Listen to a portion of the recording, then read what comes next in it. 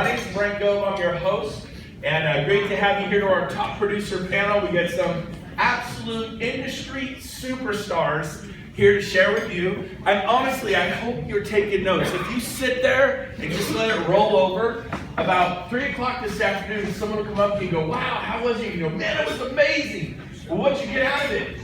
It was amazing. You know, well, what are you going to apply? I'm like, well, what do you think? And you're going to sit there and you're not going to be able to apply anything because you can't remember everything you're about to hear. So anytime you come to an event, take notes. I was in San Diego all weekend for Memorial Day weekend. I filled up I must have taken 100+ pages of notes. It was phenomenal. Then I take notes from my notes, then I come up with action items. If you want to succeed and win on a large scale like these speakers you're about to hear, and our top producer panel, take notes the rest of your life. Pay attention. The more you pay attention, the more you get paid. You are paid to implement. I don't want you to leave here today and tell me, "God, it was so good," and then do nothing, have nothing to implement. The deal, if you want to be successful in real estate, and I've been doing this 23 years and sold over 4,000 homes, is implementation. You can't show up to the office meeting and cross your arms, your legs, and your eyes and say, "Motivate me." You got to come and you got to take notes and go, "That's a great idea." And then what just happened? Some of you just sat here patiently waiting for the meeting to start. Whenever you come to stuff, go around the room and meet people. There are people in this room. In the back, there's a gentleman here. I was talking to him. He goes, "I'm so excited. Why?" He goes, "I just had my first $100,000 net income month in real estate." Is that good? I didn't know that about him. And then if you're smart, you're like, "Oh my gosh, what's your number one source of lead generation?" Because he's not from around here. And guess what? He's going to tell you exactly what he did because you're not competing with him. But you sat in your chair politely waiting for the meeting to start. And I'm not chastising you, I'm not beating you up. I'm encouraging you, when you go to Brian Feeney, Joe Stump, RE/MAX's annual convention, Coldwell Banker, Century 21, Berkshire Hathaway, Craig Proctor, whatever event you go to, get out of your seat. Don't wait politely for the meeting to start, because what happens before the meeting can change your life. And then invite people to tell the speaker, "Can I give you a ride to the airport? Can I buy you breakfast tomorrow morning?" I can't tell you how many mega superstars I've had breakfast with before I did really well myself, or had coffee with, or gave a ride to the airport, because I didn't sit in my seat politely waiting for the meeting to start. So who wants to succeed at the highest level? Anybody? Woo! Absolutely. So this is what today about. Now, before I bring the speakers up, I want you to know a little bit about him. Sean Work was Wall Street top 100 in America. He's an absolute marketing phenom. Huge background with RE/MAX. So give Sean a hand. Sean, come on up.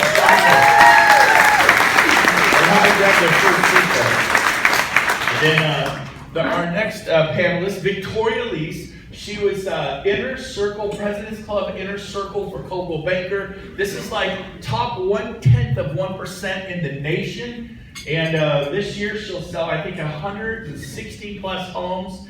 She's a luxury agent. That's just a boatload of $1 million stuff, $2 million stuff.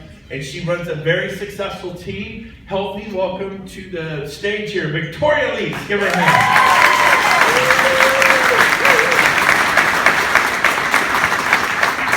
Last night, we're all on the thread getting ready for this. She goes, "I'm wearing red tomorrow." I like it. You look good in red. All right. Okay, next is our next panelist, Mr. Cooper. I've known Kevin for forever, it seems like. And he ran a huge independent down in Elk Grove, California. He had 40-something agents. A lot of you aspire to be an independent broker. He did it. He actually chose to merge with Keller Williams and founded Keller Williams Elk Grove. Built a huge, prosperous company down there. And so Kevin this year will do, I think, 150 units, 150 sales with his team down in Elk Grove, California. One of the salt of the earth human beings. And help me welcome to the stage Mr. Kevin Cooper.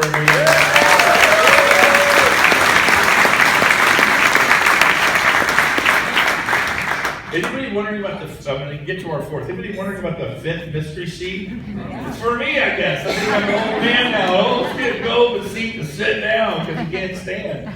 But that's pretty funny. So, our next speaker, Mr. Tom Days.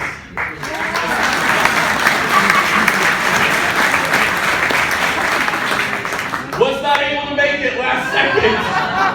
So he actually prepared a video for you that we're going to watch here in just a little bit. He actually was at an event in San Diego, California last week, and he was with about 100 agents who all sell typically at least 300 homes a year to 1,000 homes a year. And he actually did some little 30-second, 1-minute interviews with people doing 400, 500, 700, 1,000, 1,200, one of them I think was 2,000 sales a year. So high-level stuff. And one of the things we'll be talking about today is the who you surround yourself is going to impact your income level, your mindset, and how you do in life. We all agree? Yeah. You see it with people, they start hanging out with the wrong people, and it can impact their marriage. They start hanging out with the wrong people in real estate. He's like, the market sucks. It's going to hell in a handbasket. And that's good for your mindset, isn't it, right? And so you want to be around people who are conquering the market at all times. Today's about that. So we have a last-minute replacement pinch hitter. And when I say last minute, I got him this morning. He's like, I'm so excited. I just made $100,000 net my first time this year, and it was in December. Can you believe that? And he's not up here just because he's made $100,000 in the month of December. Last year he sold 121 homes. Pretty good, right? Wow. But where he did it's more interesting to me. Yuba City, California. Yes. From Yuba City, but when we think of Yuba City, we don't necessarily think of a roaring metropolis, right? It tends to be, you can think of more of a, could be economically depressed area, right? Or you drive through Marysville, you're like, oh, they're moving here, right? And I think there's 121 homes for sale, and he sold them all, okay? This year he'll do about 163 to 168 sales. He's on track. He's growing like crazy. He's a superstar, and he's from Yuba City, California. Help me welcome last-minute replacement pinch hitter, the man himself, Steve McCarthy. Give him a hand. I go, you got to do it. Look at me, I'm in boots. I got my jeans. I love this oil field hat, NADA, Henry Michael Reese is a stud. I got some fun things to tell you about it later. Now, before I start hitting them with questions, then we're going to take your questions from the audience. You can ask them anything you want. Tough, hard, mean, exciting, whatever you want. But before we do that, I want to thank a couple sponsors of today's event that made this all possible. So if I could have DJ Leith come up here and Dennis Candler, come on up, you guys. Come on up. Give them a hand. Our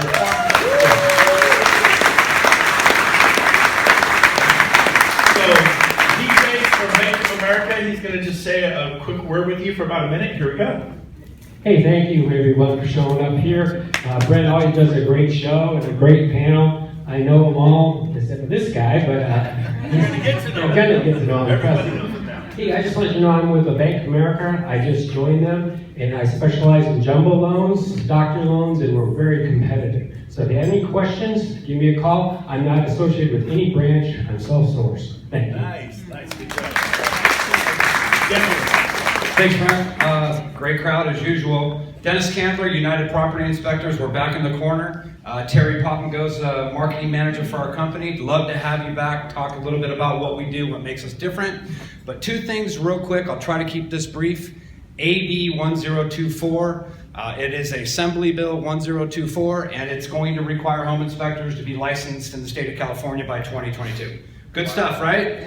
So if you want to participate in interjecting maybe some opinions or thoughts on how this bill is written, Legiscan.com is a plethora of the United States Assembly bills, Senate bills. You go in there, type in California, AB 1024. You can vote.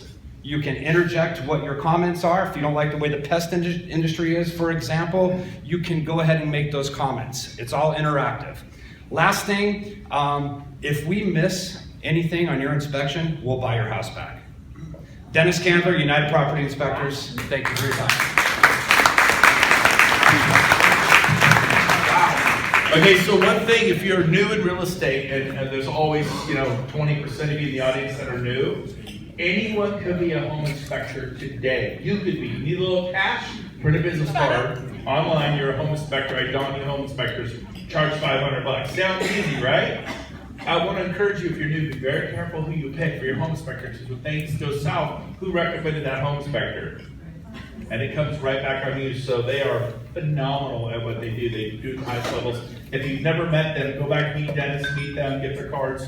Highly recommend them. Okay, you guys ready to start? Yes. Okay, great. So we're going to go ahead and bring a mic up. Do we have that mic? We're already ahead of it. Sean, get started.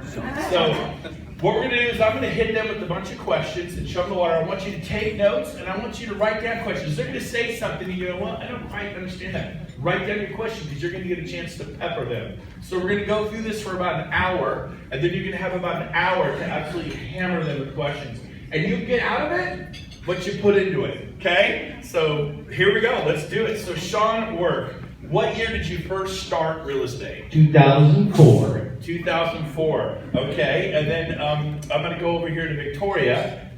Same question, I'm gonna ask you all the same question real quick. I started. You gotta hold the mic. Oh, I have to hold the mic.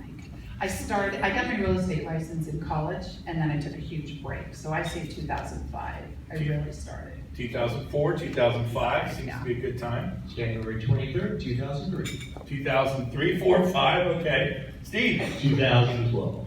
Oh, the newcomer. That was surprising. Give him a hand. Good job. All right. So they got started right before the crash. He started right after all the pain was over. See?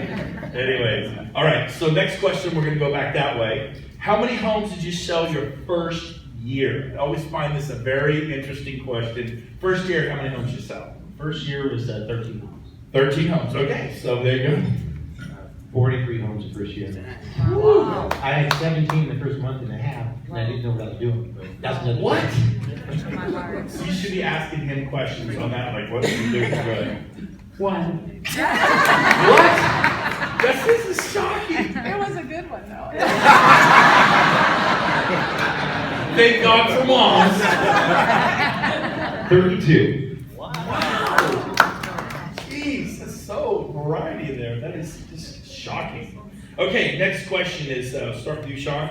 How about 3 to 5 years later? Okay, so you had 1, you had 13, 32, 40, whatever. 3 to 5 years later, how many homes were you selling a year? Well, 3 to 5 years, we were in 2008, we were going through a hard time. Well, let's do 3. So I sold 100, let's see, 2008 was 150 homes. In a hard time. Yeah. Wow. Well, I mean, this is probably what you guys are here for, but, we were doing a ton of BPOs at the time, and that was really how I was making money, to be honest with you. We were doing 16 BPOs a day. So we saw it coming. You can't make much money with 108 sales. No, well, these were the years before, right? I mean, 2006, 2007, let's see, end of 2007, I got on a plane and went to 14 different states in 2 weeks, met with a ton of asset managers, came back, and my inbox was full with REO assignments. So that was a saving grace. There's a lesson in what he said right there. You got a situation. Okay, let's keep going. Good job. Give Sean a hand. Very good.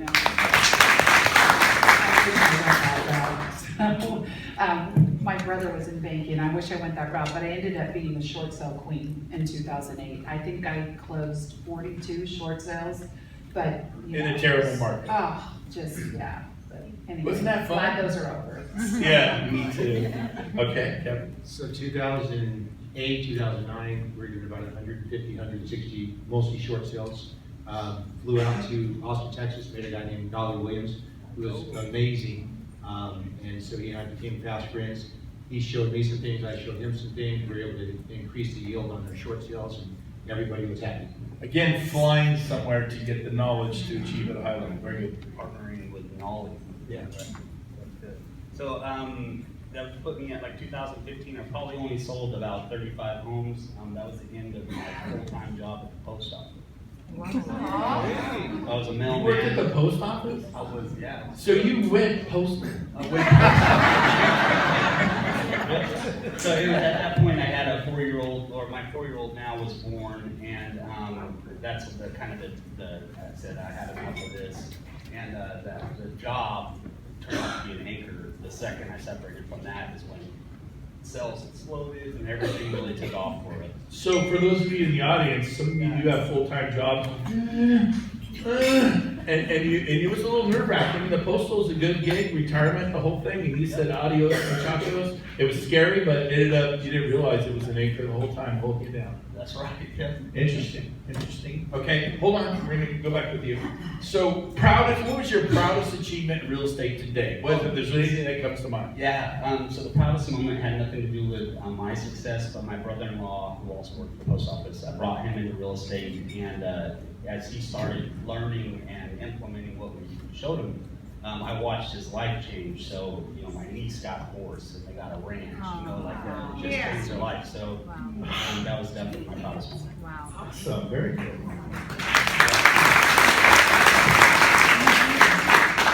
And I to go along that same line, my family is in business with me. My nephew, he's been with me for 8 years. For 8 years, he's made the Masters Club. He's an outstanding life member now. So watching him go from a job making 30 grand a year to a whole lot more now and traveling the world and doing all the things he wants is very important. And then last year, my daughter became licensed. So I'm trying to look for the next guard to go ahead and take over. And so I'm just very pleased that between my wife, my nephew, and my daughter, that's my proudest accomplishment, hands down. Awesome. Congratulations. And real quick, before you go, I forgot one bit of housekeeping. If you need to use the restrooms, they're directly behind these doors in the hallway. But we prefer, instead of going through these doors, that you go out the back door, then walk out there by the lake and go down the last door. It's propped open, and you can walk back here. Then there you go. All right. Yes, sir.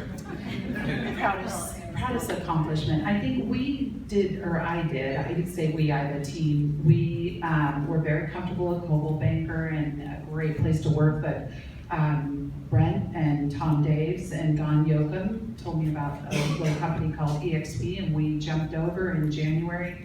We opened up our own branch, and just a great culture and a great team. I'm very proud of the girls. Right on. Wonderful.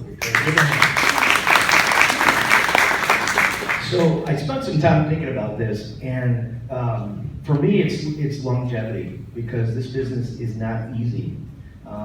But the reason that I picked longevity is because we as real estate agents have a great impact on the community, but also the vendors, whether it's a lender, a handyman, a contractor, title, escrow, all the home warranty, all these people flourish off of our labor. So it's nice to see those people that we're in business with also flourish in our success. Yeah. Wonderful. Love it. Tony Robbins has a great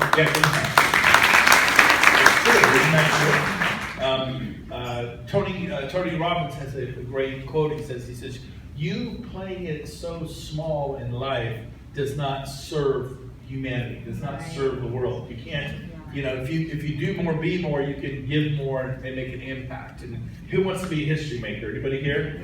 Winston Churchill, Martin Luther King, Teddy Roosevelt, Abraham Lincoln. We're talking about movers and shakers, people who stood up and made a difference. Helen Keller, all that kind of stuff. Okay, next one is just for fun.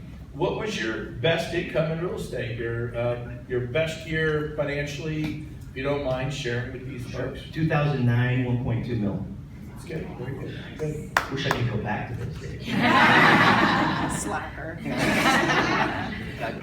Right. Last year was my best year. Just super fortunate, more money than I could ever imagine. So we hope we double it this year. Good. All right. Good. How much, Victoria? She doesn't want to say. Yeah, I'm So shy if they don't say, about my money. let's not. She was, that was a nice way of not wanting to say. How about the drivers? How much? We want a number. Easy. Pitbull. Love you. I'll tell you after. It was an easy and elegant 750. Nice. Congratulations. I'm from Union City.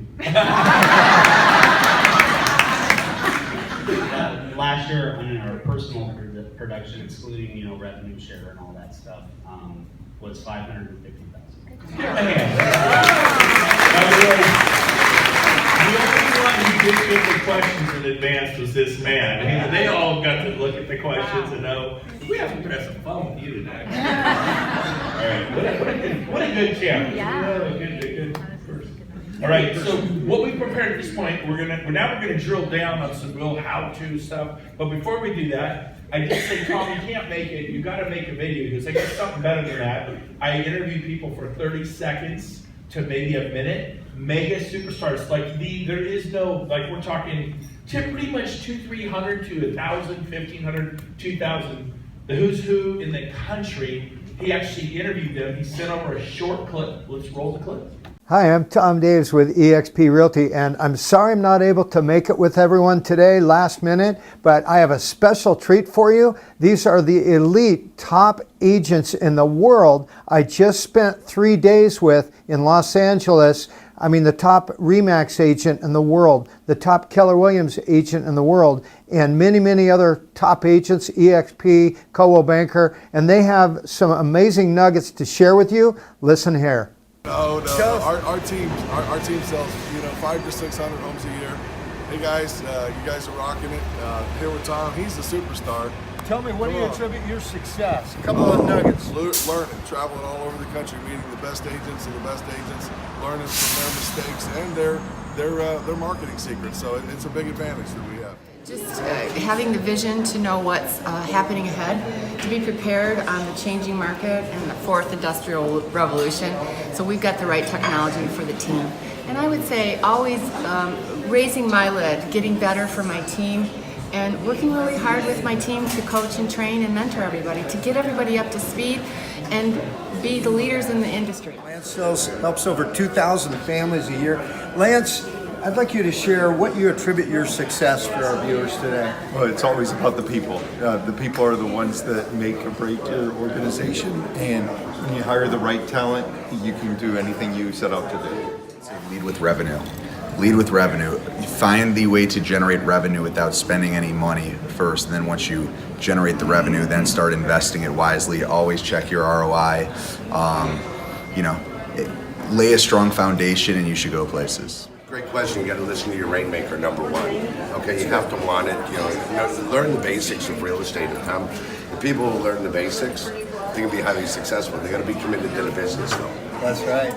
So whatever you can do to shrink this business to that one activity that brings you the most results. For me, frankly, that was prospecting. That was picking up the phone. And I did my share of door knocking, but more than that, I called people. And I asked them, do you want to sell your house? I love it. So calling people and keeping track of those people that you call was very important to me. And I still do that to this day, in calling people and in calling recruits. So I hope that helps somebody. No, that's awesome. All right. Give Tom a hand for putting that together. So, one thing Marty just said, like the nuggets, and you just could fly right by, is what's the one thing you could do to make the biggest impact? She's a big star at RE/MAX 500 deals. What is that one thing? Focus on that all day, because how many agree it's so busy to get just so much to do, right? Lance Logan, 2,000 sales. He said it just shot by. This is where you're going to write this stuff down, nuggets. Tony Robbins says, all Tony Robbins did was interview multi-millionaires and billionaires around the world, put together a package, go, here's what they said. That's what Tony Robbins did.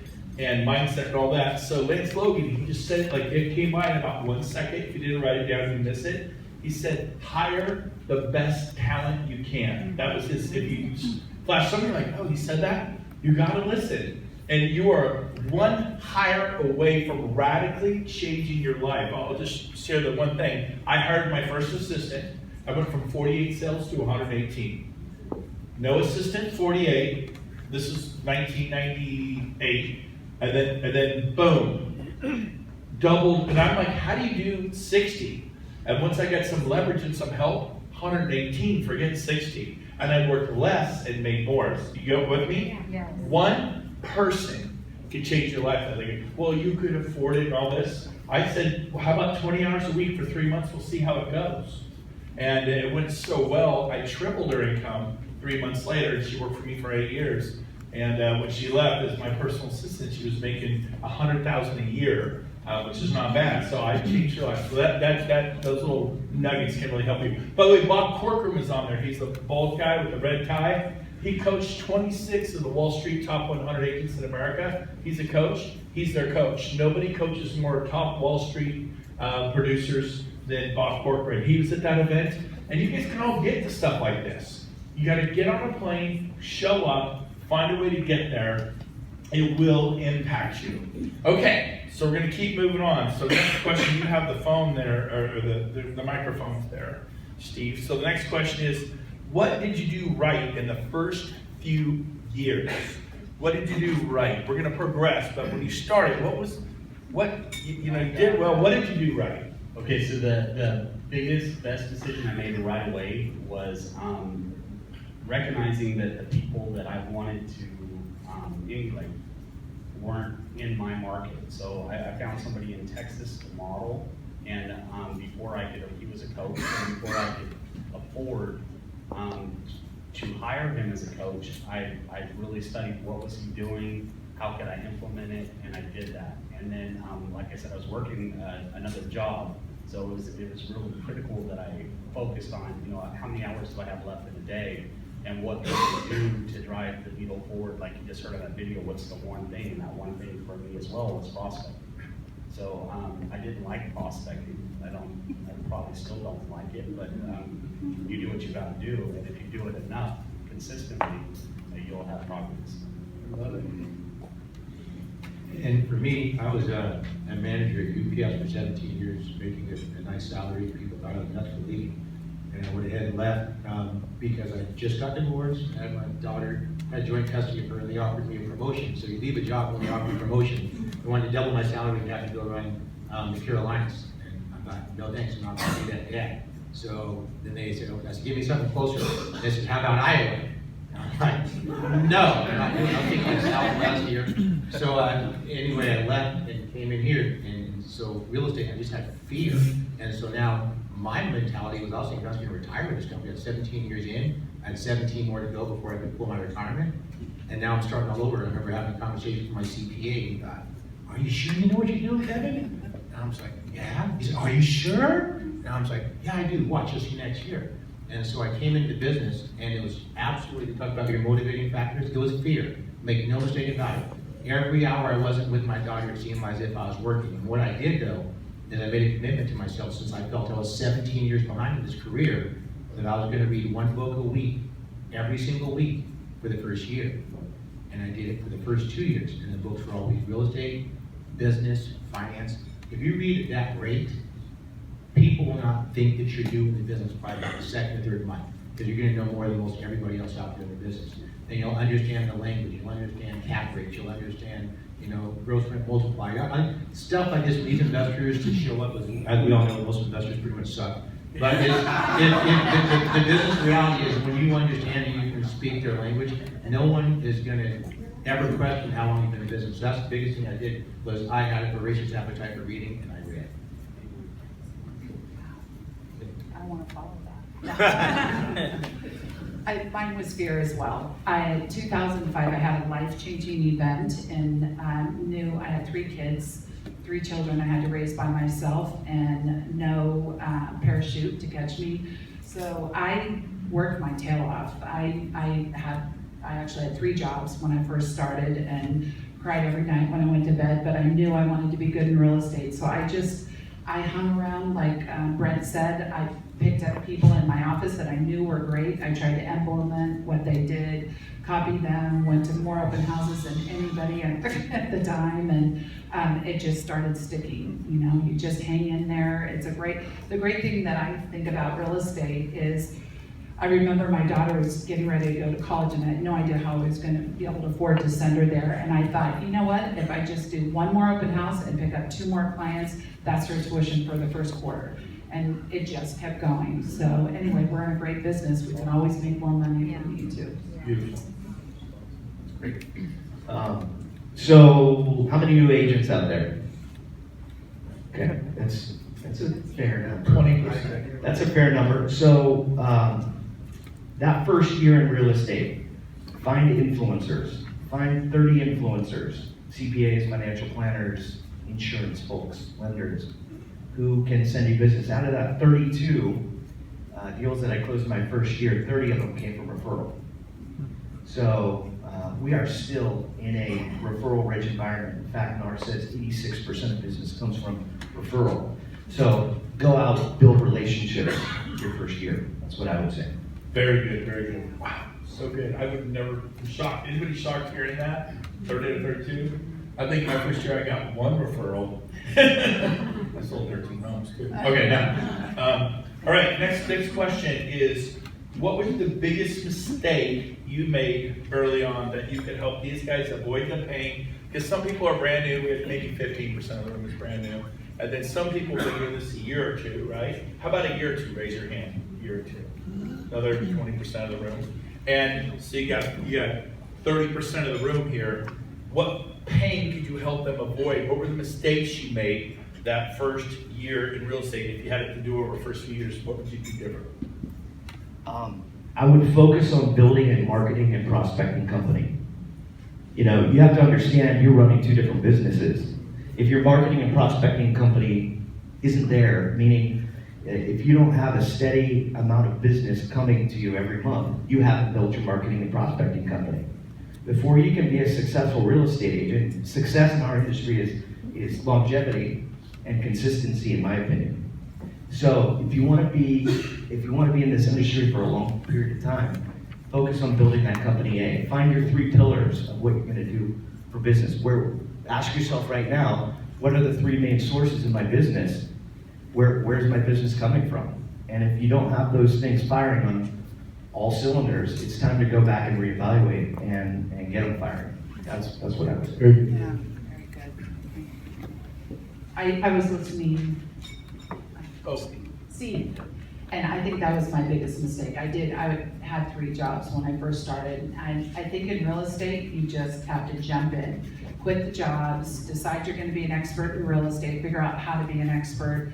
And like Sean was saying, I just copied people in the beginning, but you know, nobody knew. So I think and the other thing that I wish I'd done early on is, and this is so simple, but have a really excellent CRM program. Because I got so excited about all these connections I made and all these referrals, but I really didn't implement a way to stay in touch with them until probably about 3 years ago. We're really focused on that. So make sure you have a great CRM program.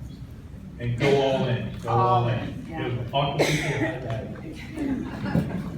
And so for me, the mistake I would say is on the positive note, the best thing you can do is prospect. Prospecting is cheap. That's picking up the phone and calling people in your database. You can make about $400,000 a year just by prospecting. If you want to go past that, you're going to have to market. Marketing is very expensive. And there's so many people that are willing to help you part with your money. The worst mistake I ever made, which is a question, was I paid a couple $1,000s for a commercial that ran at night that I never saw. Because it sounded so sexy, I'm going to be on TV, but I couldn't stay awake to watch it. So, I'm just saying.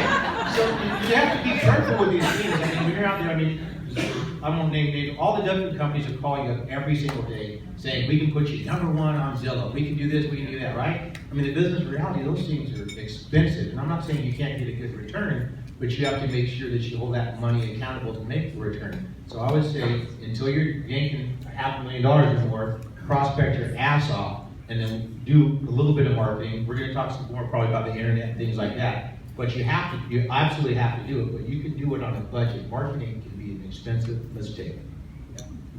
I could not wait to get this mic on this one. I'm the king of mistakes, and hopefully you can share information with everybody. So if anybody wants to talk about it, because it's a one-day event, I believe. But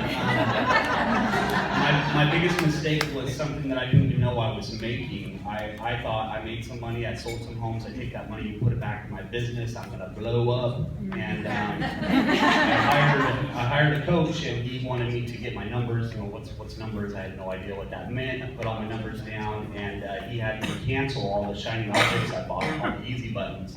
And I'm in that one day of calling and canceling stuff that I thought I needed and I thought was helping my business. I saved $32,000. So my advice to you is stop avoiding what you know you're supposed to do, and stop trying to buy everything from everyone else until you've leveraged it, you've scaled up everything that you're already doing. If you can't prospect anymore because you're out of time, you're probably already doing way better than me. So like, make sure you're taking advantage of all the stuff that's free.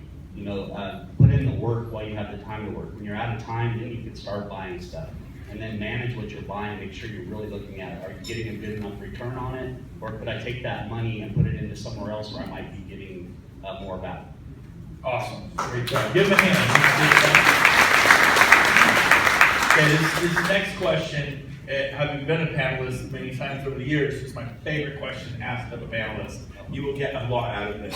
So, if you had to start over, knowing what you know now, and you had to start over in Phoenix, or Dallas, or Miami, or Portland, or San Diego, or Fresno, or Boise, or it doesn't really matter where, Chico. But if you had to start over, what would you do immediately, day one, to get yourself up and running, and you didn't have all this money that you have now, you didn't make $500,000, you know, last year. You literally, because when you start, let's face it, most people aren't rolling in the dough, right?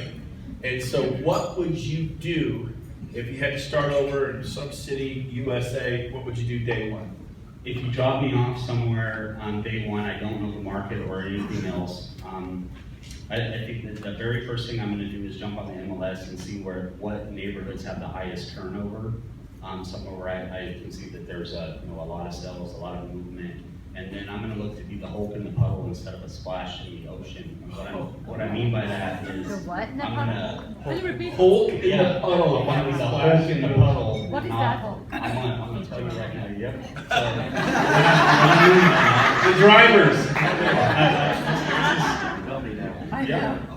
What I mean is, if I'm trying to be everything to everybody, I'm going to miss a lot of opportunity. But if I dial into one neighborhood where I know there's a lot of movement and I become everything to that neighborhood, my focus is going to be on getting signs in the yard so when people leave out of that neighborhood that they see my face, they see my name. That's the neighborhood I'm going to knock. That's the neighborhood I'm going to call.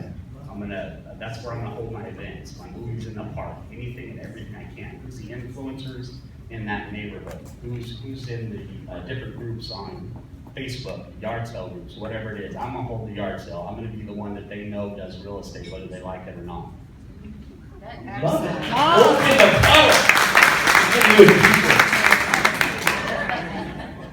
puddle. Okay, so everything that Steve said. And what I would do is I would absolutely spend a bunch of money on open house signs. And then I'd go into that neighborhood and I'd find every agent who has a listing who's out of the area, and I'd call them up. And I'd say, hey, this is Kevin Cooper, I'm with EXP. I know you have a house at 123 Main Street. I'd love to hold that open for you. And what I'll do is I'll provide feedback for your clients. And also, I just live around the corner, so if you need me to open the door for an appraiser or something like that, just let me know. And I can get that open house and lay out a ton of signs. And then as I'm sitting in the open house, it's like, oh, you want this house? Well, me and the guy who lists the house, we're like this, okay? And I'm gonna go ahead and do that. And I'm gonna keep putting those signs out there, and holding the open houses purposely in that area. People are gonna see my signs, my name, and I'm not gonna have any yard signs yet, because I don't know anybody. I just got dropped off in this strange town, right? But if you just keep doing that, those agents around the area sure as heck don't want to come and hold an open house there, and you'll get a listing.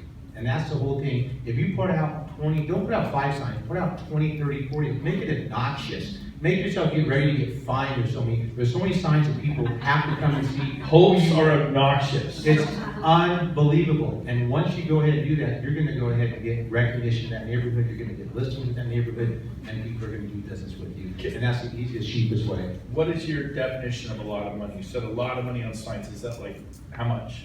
You know, it depends. Well, I'll give you a tip. Like we go to in Sacramento, SAR, because I'm cheap. Did I say I'm cheap? I like grocery outlet and places like that. So we go to an SAR and the metal frame signs, you can buy them down there in bulk because Carl does a wonderful job. If you ever, the SAR store, if you haven't been down there, go down there. How awesome. He's amazing. Get the signs are cheap. Then you can go to any sign company you want and get your own sign made. And I would make, I don't know how much you spend, but I get 25 or 30 signs at least and put them out. This is why. If you go ahead and you hold an open house like that, so imagine you acquire it on Tuesday, you prepare for it for the entire week. So here comes Saturday. Saturday's showtime. Before Saturday, you're going to be out there door knocking 100 homes, saying, "I just want you to know I'm going to have an open house for this Saturday. Mrs. Jones, I'm really sorry about that. There's going to be a lot of extra traffic. I just want to invite you here, but we're going to have an open house hour before, and it's going to be called Muffins and Mimosas. And you can come on by, and I'll give you some free liquor, and we'll just talk. You guys can have a special meeting, all right? And then it'll be perfect. You come on by and you do that. Sound good? Oh, by the way, when you plan on selling your house, right? And so you have them come on through. If you do that, is it unrealistic to think you're going to get at least 1 or 2 leads at your open house? Absolutely. So let's say if you just do that, so this is how I train my agents. So if you're going to, have 52 weeks in a year, you're going to take 4 weeks off of vacation, because your vacation 4 weeks, that leaves us 48 weeks. If you hold just one open house for 48 weeks and you put out 25, 30 signs, and you just give 1 lead, that's going to be 48 leads. If you just have a horrible conversion rate at 50%, a horrible conversion rate, 48 signs, you're going to get what, 24 people at a 50% conversion rate. That's 24 closed deals. You have 24 closed deals in this town, you're a freaking top producer. Get off your butt, start doing these things, they're easy. Awesome, great job. Woo, too much coffee. Told you to get a question. No, that's great. I want you to come teach your open house to my team. I go back just to the basics, and we kind of reinvented ourselves this year. One of the rules, if you want to be part of the team, is you have to have a top 50 database, and I just live by my database. We take care of our client referrals like they're my mother. And like you were saying, I think last year we really focused on our numbers. 72% of our closings were referrals. So it's just simple. We call them, we do drop-bys, we do a client appreciation party, just anything you can think to make them feel special and have something of value to give to them on the phone. Excellent. Shopping carts. Yeah. Are you serious? Okay, next panelist. Just kidding. Okay, so let's write this down, everybody. Here, you drop me off in San Jose next year. What am I going to do to build a great business there?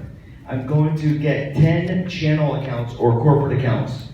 It's one of the most underutilized sources of business to attach yourself to be a preferred real estate agent for a business. So write this down. Channel accounts, 10.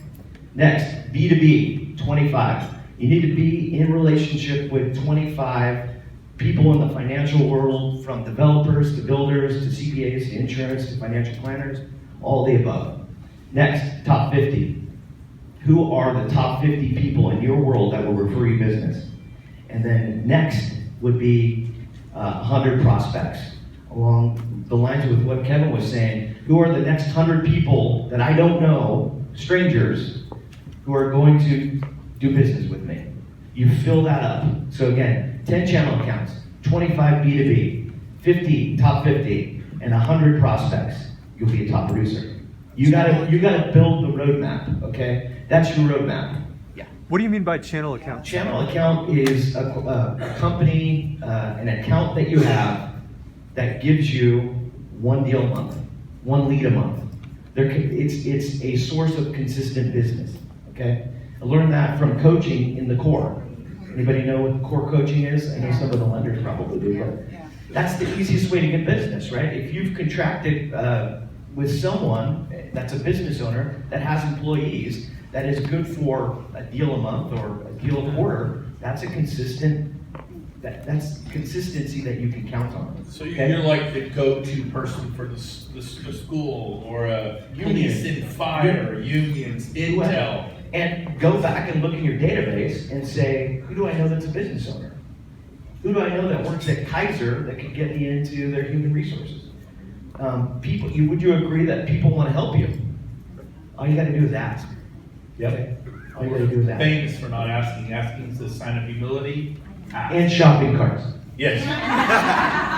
If you don't ask, you'll be living in a shopping cart. Yeah. So we're doing a little Q&A right now. I'm just feeling it in the room. They just both chum the water quite a bit. So I want to just take about 10 minutes here and do some Q&A from you guys. I was like, channel, I wanted more about the channel account too. I'm glad you yelled it out. So we'll start with Krista. Here you go. And Sean, your tips about, they're kind of similar, finding the 10 channel accounts if you're starting new in an area. And also, if you were a brand new agent, find 30 influencers who can send me referrals. When you're a brand new agent, how do you approach an influencer in such a way that they're going to be willing to send you referrals? You ask one simple question: how can I help you? That's it. You don't have to be an expert on real estate for people to want to do business with you. Serve, help. Okay? You know the 4 models of business. Everybody speaks the same language, right? Where are my leads coming from? How much money am I making? Who's part of my organization? And how much money am I saving? Would you agree that's business? Yeah. You have that business conversation with them. As agents, you can provide a lot to them. You can provide accountability. You know 97% of agents don't even have a database? That's the stat. Okay, so what do you think about other small businesses? They probably don't have a database either. Can I help you with your database? Can I help you with social media? Can I help you rebrand? Can I help you with the logo? Can I help you find your next hire? Right? That's I don't know if Heather's here, but Heather, are you here? Chicago title of Heather. Heather was a brand new title rep, and for those of you title reps, we love you, but you know you get called on and pop by all the time. And that's what she asked me. She said, hey, how can I help you? Brand new title agent. We've got tons of them, people I've done business with for a long time. I said, well, you know what I'm looking for is a couple buyer's agents. Within 2 weeks, she got 5 referrals for me. Yeah. So it doesn't have to be about real estate. It has to be with how you're helping them grow your business. And that's really what you should be asking anyway. If you're going into a B2B meeting going, oh, let's do, how many of us have gone to lunch? I'll send you my next lead. I'll send you, okay, great, yeah. That doesn't really work. So really what you have to ask is, or drive down to, just like you should in a listing presentation or a buyer consultation, how can I help you? Plus, didn't Heather give you a check for $10,000 for marketing? 15. You know, in the 80s, Title used to give you keys to Mercedes, boats, cabins. It was awesome. Sucks. Stupid RESPA ruined everything, you know? Anyways, can you imagine? Oh my gosh. Next question. Yes, over here. I saw your hand first.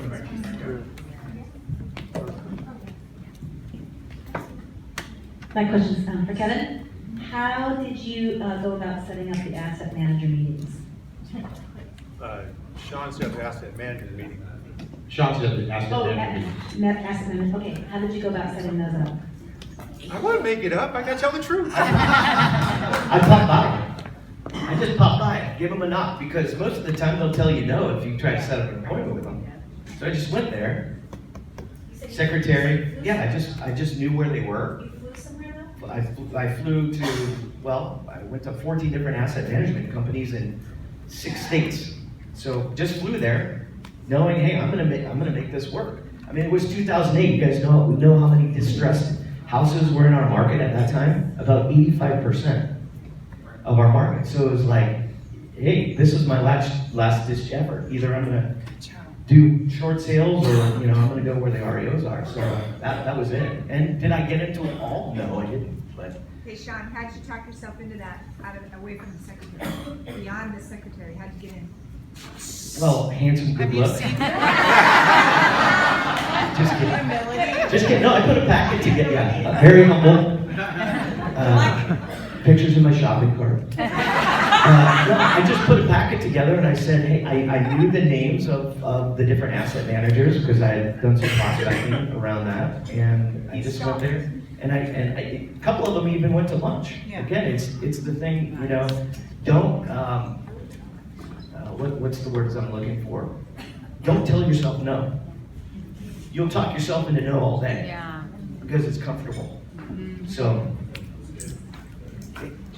So, thank you guys for all that you're sharing. Hearing what you're talking about, several of you have mentioned trends from a while back. The REO, the short sale, both of those were opportunities that came and went. And in your case, Sean, and all of you saw something in advance and moved your company to shift into that business. What do you guys see, and it's open for any of you, what do you see as the next trend 2 years out from now? Maybe just one or two beyond that. Yeah, I just think that we're under siege right now from tech companies. We all know that, right? The business reality of traditional brick and mortar real estate companies is under attack. Discount brokers are nothing new. We have discount brokers in the last market. We have them right now, right? You understanding your value proposition is everything. But the reality is if we weren't realtors, let's teleport, let's say we're just a general public right now, and I'm selling a house, a modestly priced house for $500,000, and I'm looking at paying you a $30,000 commission. Let's think about that. To get licensed as a real estate agent, it takes a couple of months and maybe less than a couple of $1,000, right? An attorney goes to a 4-year school, then goes to law school. They have maybe a couple of $100,000 in debt, and then they go work for the DA for 60 grand, maybe, right? Let's just think about that. How much money are we really getting paid? Now, I'm not saying it's not worth it, but we're very generous, and we have to make sure that we understand what we have. And so the first thing you have to understand is your value proposition, and you have to understand that. So what I'm seeing is, when I'm seeing all these companies, what their intention is to make you merely a widget, a commodity. They're saying, as I just had a suggestion yesterday with one of my agents, well, XYZ company is going to pay me $3,000 if I go with them. Why should I go with you? Are you going to give me $3,000? This is on the buyer side, all right? And so to be able to flip that back around, show the value that we provide. I mean, here's my thing. If I'm getting sued for $1 million, am I going to hire the cheapest attorney I can find? Or am I going to hire the best attorney I can find? And so that's our job, is to make sure that we are the best in the industry, that we are professional, that we show up on time, which is half of us don't show up on time. Show up on time, look right, be the expert, do what you're supposed to do. The money's going to be there. But the reality is there's an absolute downward push on our commissions. And it's real, and we have to be aware of it and know that at the end of the day, there's going to be that 80-20 concept where 20% of us get 80% of revenue, and those 20 might go down to maybe 10%. That 10% are going to be those that understand leverage. They're going to understand that I might have to do more units to make the same money that I had to make in the past. That's what I see. Very good, very good. Frank.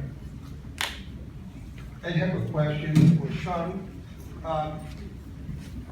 The way real estate is going, we see that short sales start increasing again. And at least I see that we're going to have a lot of them again.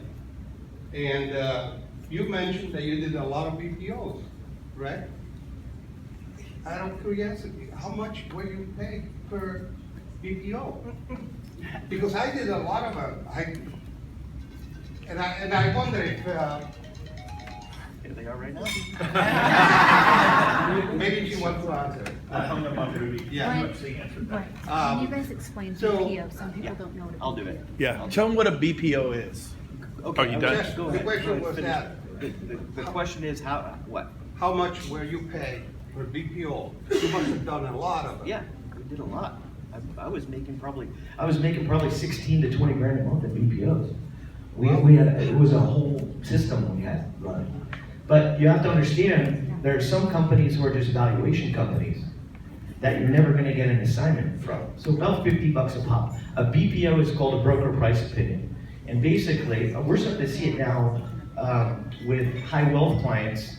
They don't need appraisals anymore. And the bank's just going, hey, we'll get you an exterior BPO, which is really cool.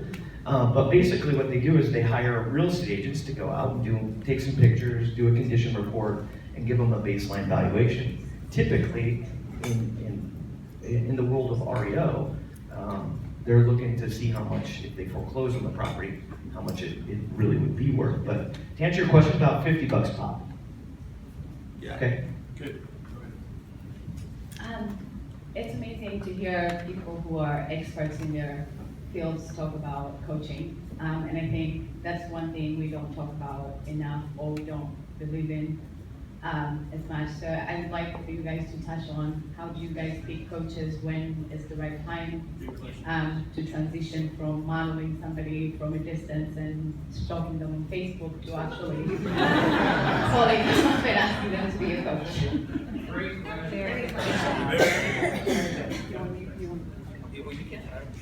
I am very firm believer that hiring a coach changed our business, my team, my business. I did the core in 2013. A lender turned me on to that coaching program, and I've taken it a step further with a little different coaching program. So we follow the coaching start to finish. In fact, I was telling you, I have a couple people visiting today. We're actually going to go do what's called a 7-figure ride-along next week to shadow a team in Texas that I think is just exceptional. So you cannot stop learning in this business. And coaching, accountability, if you're paying for it, you're gonna do it, I think, so. So the importance of coaching is already touched. I think everybody gets that part. The win is the scary part. For me, my first coach, when I got it, it was 25 grand a year, and I didn't have nowhere near enough. In fact, I wasn't even sure how many months I would be able to keep it. But like I said, that very first call saved me $32,000, in a year, and my GCI has doubled every year since I've been with the coaching company. So I would say as soon as you possibly can, get somebody. There's the accountability. You don't want to tell your coach who's 100 times busier than you that you aren't able to do the simple tasks that you set for yourself to do to grow your business. So definitely as soon as you can. Keep going, Brent. Okay, next question. So Brent touched a little bit on how he doubled his business by hiring his first administrative assistant. So think back when you were at that point, and I'd like to hear from each panelist actually, how many hours a week, what was the compensation model, and what were the top 5 to 10 tasks that you gave away? It's hard to give things away in this business, especially when you're delegating, right? So if you can touch on those things, what are the top tasks, compensation model, and how many hours a week? Okay, so for me, I came in and shot the lights out and had a bunch of deals, and I couldn't close them because I didn't know how to close an escrow. My escrow coordinator had 17 of my deals on her desk, and she went out early on pregnancy, on her maternity leave, damn her. And so I had to go ahead and shut my business down and basically be a transaction coordinator. And so I think the first hire to make, without a doubt, was outsource your transaction coordination. I used to always keep it in the house, but that's an employee, that's benefits, that's space, that's a lot of things. I found a great TC I could outsource to, and it's the best move I ever made there. The second next hire is your admin. You hire admin, as Brent's saying, if you hire an effective admin, you should be able to, and you can hire them full-time if you're scared to hire them full-time. It's not a lifelong commitment. Set aside a budget to employ them for 3 months. If you're not seeing the dividends or returns after 3 months, get rid of them. But go ahead, you can hire an assistant, probably depends on what area you're in. It can be sometimes as little as 15, 16 bucks an hour. Bring that person on in, let them do all the tasks that you should, like answering the phone. I can just give you my life. I walk in the office, I throw my cell phone at my assistant. She's my daughter. I go ahead, she answers my phone, she goes through my email, so I don't get any off-color joke coming to my email, don't send something to me like that. She goes through everything, she only reads, and she puts a star next to the things I need to act upon. So she's taking care of all those tasks. Once you go ahead and do that and your business doubles, then at some point when you're running out of hours, that's when you need to leverage your buyer's agent. Then you go ahead and you hire a buyer's agent. That was probably the hardest hire because I was the best buyer's agent ever, and no one can handle my clients like I could. And then I went ahead and hired Steve, and guess what? They love Steve. And so I went ahead and grew his business quite a bit, and then I was able to focus more on listings, which guess what? My listings went up. And the more listings I get, every time you get a listing, you should get at least 1 or 2 buyers. So you see at that point you leverage, and the one thing I look at in my business model is typically with 2 buyer's agents, what I've been running for the last 6 or 7 years, they generate off of their split about a little over $200,000 a year towards me. So I look at what I earn myself versus what I'm earning from my buyer's agents, and the light went on. You need more buyer's agents. So I just hired 4 more buyer's agents, and I put a lot of time into it. I put a whole lot of time into it. So don't get me wrong. It's not like you just make all this money. You lose a lot of money before you make your money. But the people that stick, and most of them do, if you're giving them value, they'll stick around, and it's a win-win. If you make 100 and a half, and I make 100 and a half, nobody's mad.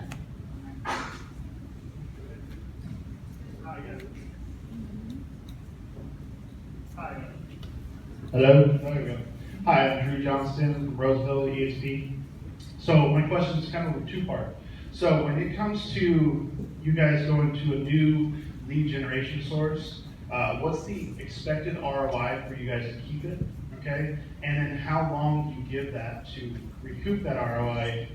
How long do you give it till you get rid of it? Sounds like a Sean question. Shopping cart. Let's see. So here's what Tom Ferry says. He says, if you have 0 to 3 lead sources, you'll have an okay business. You have 3 to 6, you'll have a good. You have 6 to 9, you'll have a great. And anything above 9, you're gonna have an awesome empire. So what I would challenge you guys is, as I mentioned earlier, what are your 3 sources of leads? And master those first. Drew, specifically for your question, you know, I try to add 1 lead source every year. That's kind of you know where we're at. So you got to budget the year before, because I hate to say it, but at this level, we're probably prospected out enough on time. And so it's a marketing effort. In fact, I'm going to go back to geographic farming in 2020. We're going to farm, you know, an area, undisclosed area. But you know, and that takes time, right? I mean, they say it's 2 years before you'll start to see something like that. So I think as long as the leads or contacts, let's call them contacts, as long as the contacts are coming in, then it's my sales skills that I need to work on to convert those, if that makes sense. To answer the question about the assistant, here's where I think a lot of people go wrong with hiring the assistant. They don't have the right, y'all familiar with disc profile? Yeah. They don't have the right disc profile to be the assistant. Most people, or most top producers are, at least I am, and I'll come clean, I'm not very organized. I suck at paperwork, right? So that's what I need the assistant for, to make sure T's are crossed, I's are dotted. The first thing I did was gave over my calendar, which a lot, you know, even though we're unorganized, a lot of us are also micromanagers, right? Sound familiar? So getting rid of that calendar is the #1 thing, because their job is now to keep me organized, right? Keep me out of trouble. So understand the disc profile. If you don't know your disc profile, go to TonyRobbins.com and take it today, because it's a great personal coaching lesson for you to understand where your faults are. It's free there too, It's right? free. What your faults are, what you're going to be great at, and also, you know, what your assistant, where your assistant is. You need that ebb and flow, that negative and positive energy going. And if they're not a high S or high C, they're probably not right for the job. I'm gonna, who's going next? Kevin's next before you, or Victoria's going? Can I add one quick thing? Sure. So, with your assistant, my assistant, her #1 job is to protect my time. If you call her up right now and say, what's your #1 job? Your #1 job is to protect my time.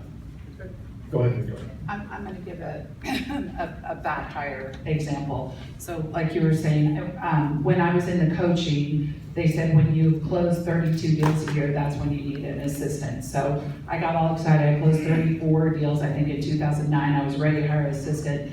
And of course, my neighbor's friend's daughter needed a job. I hired her. So I come back and just things weren't going very well. No disc profile. And I look through the blinds and she's taking a nap on the floor. So. But the bad thing is a bad hire costs you a lot of money because it costs your time, which is what Kevin said.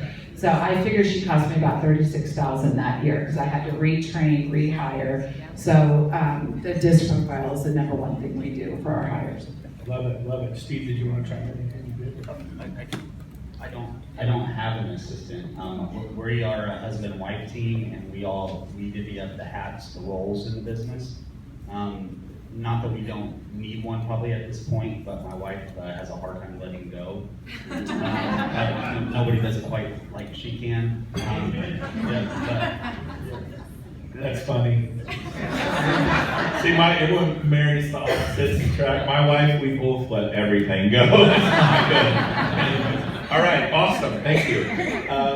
One nugget he said, though, remember I said nuggets, there's something that can change your life. I mean, not quite like meeting Jesus change your life, but the disc profile. Going to TonyRobbins.com and taking the disc profile with your spouse and your children will change your life. You'll understand why your husband is so weird, or why your wife is so bizarre, or because to us, if you're a high D, it's like, why do you behave like that?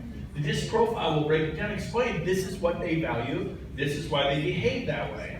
And then if you're a SC, disc, D-I-S-C, and you got this low serving and caring, and you're detailed, and you have a list, and you're like checking things off. And then you're married to this crazy person like Sean Work or me, right? So we're just like doing it, going and blowing. You'll understand why your husband or your wife is that way, because oftentimes, God, opposites attract. It's so true. We did the disc profile this weekend in San Diego. I'm a high I, Heidi. I mean, just up there.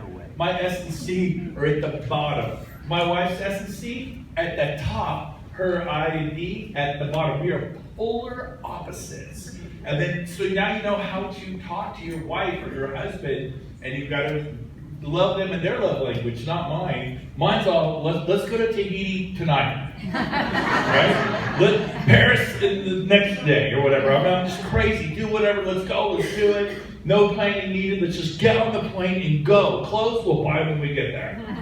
Gift shops are there for a reason, right? So I'm not worried about it. But a high SIC is like, they're shuddering. You know, I forgot my toenail clippers. The trip's ruined. You know? So seriously, no, you don't get it. You know? Every trip I pack for 15 minutes before I leave the house to go for 2 weeks. I pack in 15 minutes right before I do it. I'm always late, but I do it. Yeah. So let's go ahead and roll it. Boy, you know, it's been 20 years of failures, and the more you fail, the more you succeed. So our markets fluctuate themselves forward a lot. We have tremendous increases, then tremendous drops. So that creates a lot of opportunities for investors and for second homeowners and for people just looking for a good deal. And right now, there's a lot of good deals to be had. My success too is hustle and persistence and drive and all of that, and just not accepting no and pushing through. So. Gosh, you know, there's never one thing. I think from day one, when I got into the business, I approached it as a business. I had a plan, and then based on that plan, I created a schedule, and then every day I just focused on following that schedule. And by doing that, I did all the activities that a new agent or an experienced agent needs to do. So from lead generation to lead follow-up to admin work, to practice and role play, to presenting, to showing, all those things were in my schedule. So every day, that's what I focused on. If I knew if I followed that schedule, all the stuff that I needed to do would get done. So obviously, it's a lot of hard work. It's a lot of persistence. It's a lot of getting back up again and doing it again, but also getting around bigger thinkers. It's been a game changer. So I started coaching with Corcoran Coaching like 5 years ago, and it changed my world. Coaching and Matt Wagner made the call to me, and it literally, your peer group is a huge deal. You get your vision raised and you start to see the possibilities, and then all things are possible, right? Absolutely. You can do long term. If you're going to do it and only do it for 30 days, then just don't do it. Do things that you can do for the next 30 years. I'm starting my 31st year in the business, doing about 1,000 units a year. Find people like we found each other that you can mastermind with and share ideas with, because if it's working for someone else, it'll probably work for you too. Focus on your database first. So that's the one thing that I think, even starting out or even later in your career, if you are not focusing on your database, you're losing easy opportunities to sell more properties. We're here at the RATE conference, so obviously a huge part of the success is radio and television for us. And also, we're actually focusing on our referral base now, so building our past client program and really nurturing all of the clients we've already done business with. And we've seen that now on the northern side of 50%. So, wow, that's awesome. Yeah. As a team, humility is first and always, accountability and integrity. However, if you can just be okay with being a risk taker, be okay with making mistakes, owning up to it, getting right back up, and then moving forward. That's really been really helpful. And asking the two powerful questions is what's going well and what can be done better and or differently. So that's been really helpful for us moving forward. That's awesome. And what's your best source of business? Right now it's radio and television and a lot of our forever clients referrals. Yeah. That's awesome. You got to work hard. You got to be committed to what you're actually going to do and really focused. And I would say you got to have an obsession.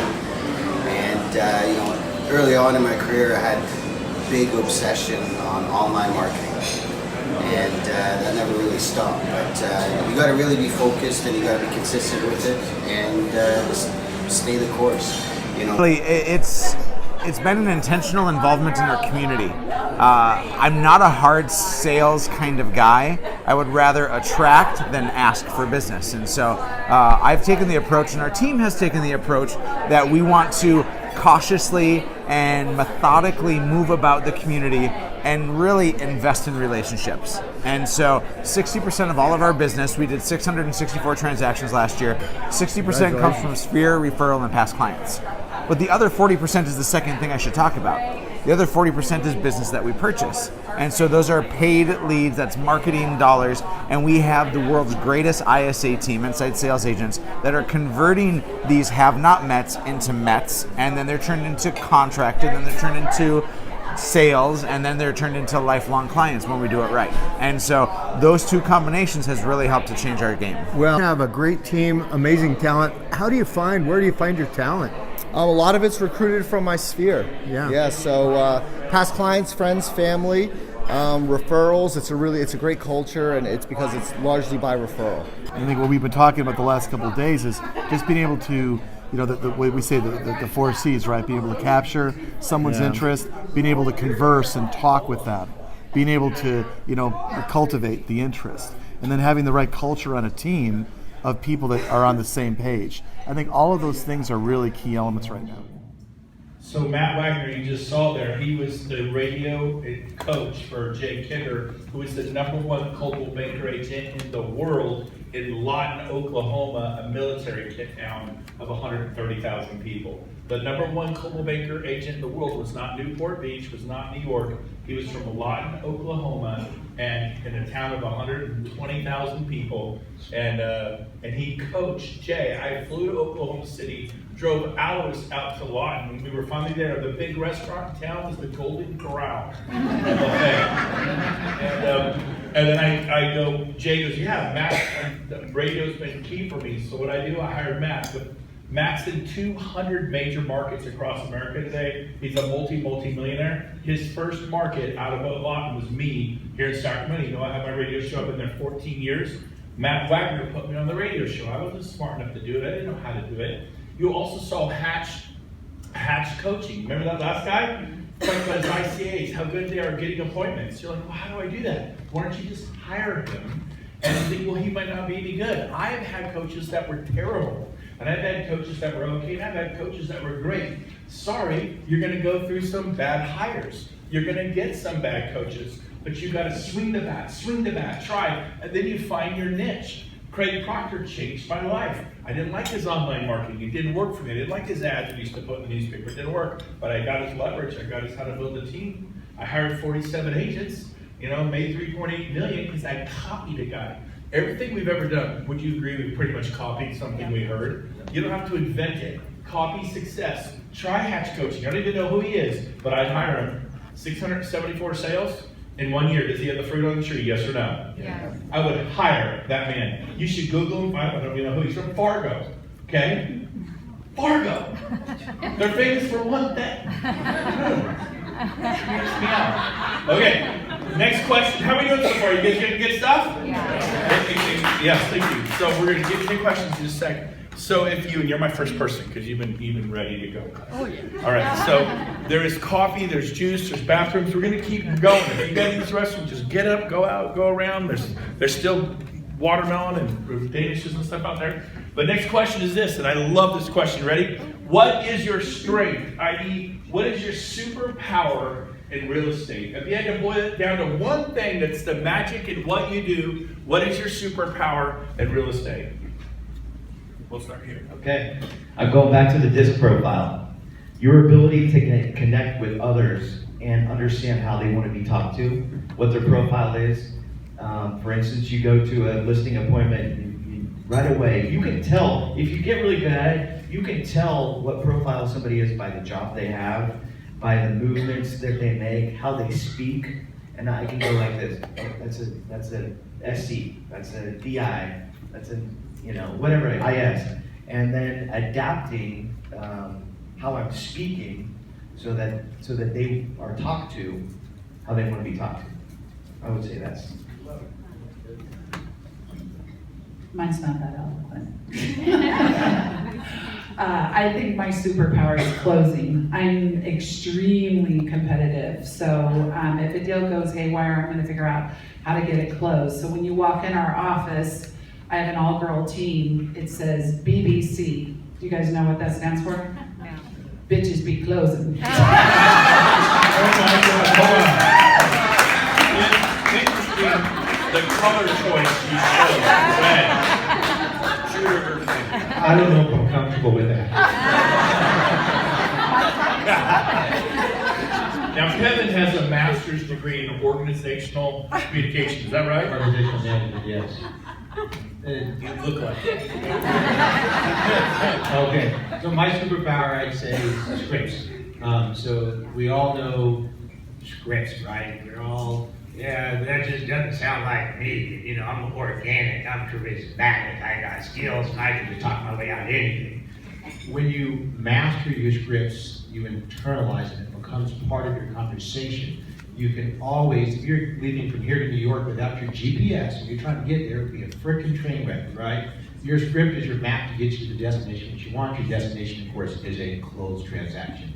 When you master your script, when you internalize it, when someone says something, or your objection handlers, everyone thinks there's 1,000 objections. There's not, folks. There's about 5 on the buyer side, about 5 on the list side, and everything else is kind of a derivation.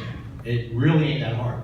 And so when you understand that first and foremost, once you master your script, then it allows you to be present and listen. When you can listen to your client and respond, and the script is nothing more than a skeleton. Make no mistake about it.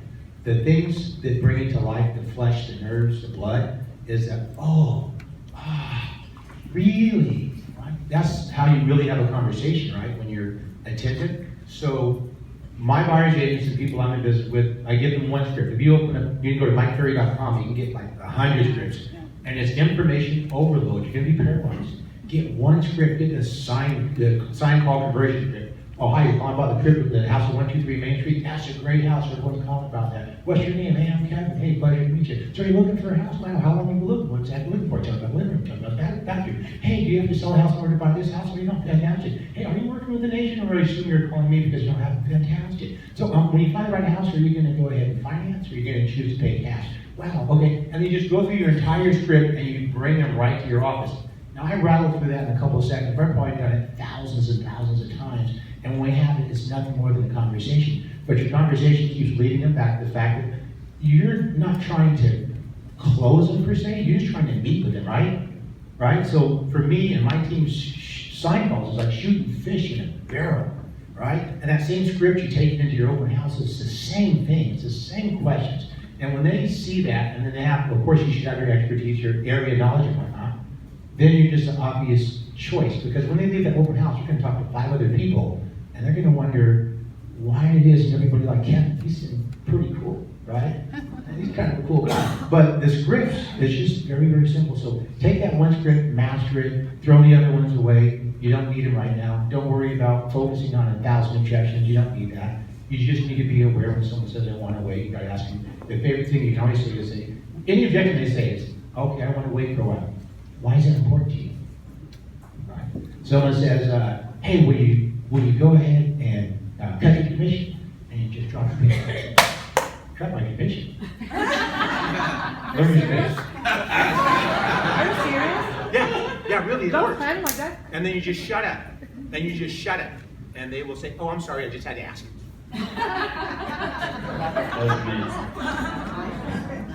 My superpower is I have like a real high tolerance to rejection. Rejection does not bother me. I seek no's on the phone. I seek no's. I know if I get through enough of those that I'm gonna land that one deal. And I don't let an angry, pissed off person that jumped on my website and now I'm calling to try to help them, and they're screaming and yelling at me like, why would you, like that kind of stuff puts a smile on my face. Pray for them. Move on to the next one. I go. If you take something away, if you're actually going for no, like rejection will never bother you. I got a beautiful wife. And it's because I wasn't afraid to ask her. And if she said no, there was probably another pretty girl down there.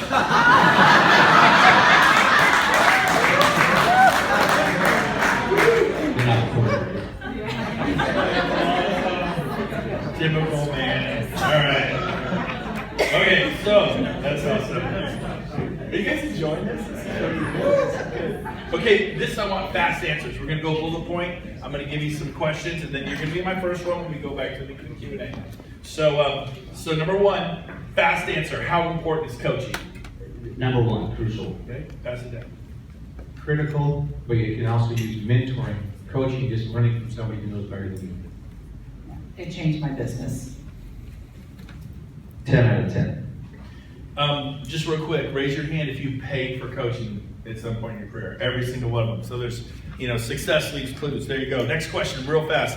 How important is it to be willing to fail? How important is it that you're just totally cool with that? You don't want to, you're highly competitive, but you're okay with it. How important? Quick. Honestly, in our industry, it's the only way you learn. Yeah. Every transaction is different, so you got to get out there and get whacked, I fail daily. No, I think that is how you learn. You make a mistake, you don't want to do it again, so. You learn far more from your failures than you do your successes. I'm a failure.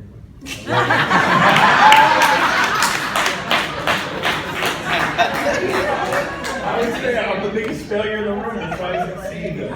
Babe Ruth, the year he set the record for home runs, it was the same year he set the record for striking out. Wow. Nobody struck out more in the league than Babe Ruth, but we don't remember that. We remember him for being the Babe, for the greatest of all time. Until they Karen ruined that. But hey, but here's the deal. He wasn't afraid to swing the bat. And would you guys all agree? That's kind of what separates us and other people that achieve at a high level from people who are struggling in real estate. You don't get up to the plate, swing the bat, swing the bat, swing the bat, swing the bat. And then you learn. And when you lose on a listing, and you go, dang, I got beat by Coldwell Banker, I got beat by Remax, I got beat by EXP or Keller Williams or whoever it was, Better Homes, Century 21.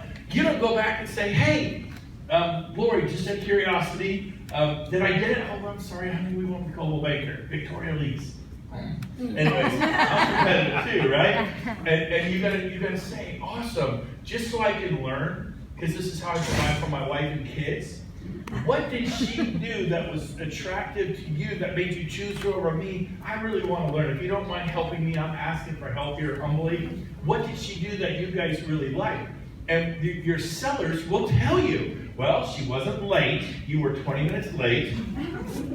Ask them. And she was dressed to kill. You were in jeans. Whatever it is. And she had done her homework. You didn't know anything about her house. And you're going to learn, okay, I need to do homework. I need to dress better. I need to be on time. Not early, on time. And you start learning these things. I got beat by Steve Hillier. He owns New Vision. I helped him get his license 20 years ago. He beat me on a listing. And they're like, well, we did it because Steve was just so excited. We interviewed 5 companies. If it makes you feel better, you were our second choice.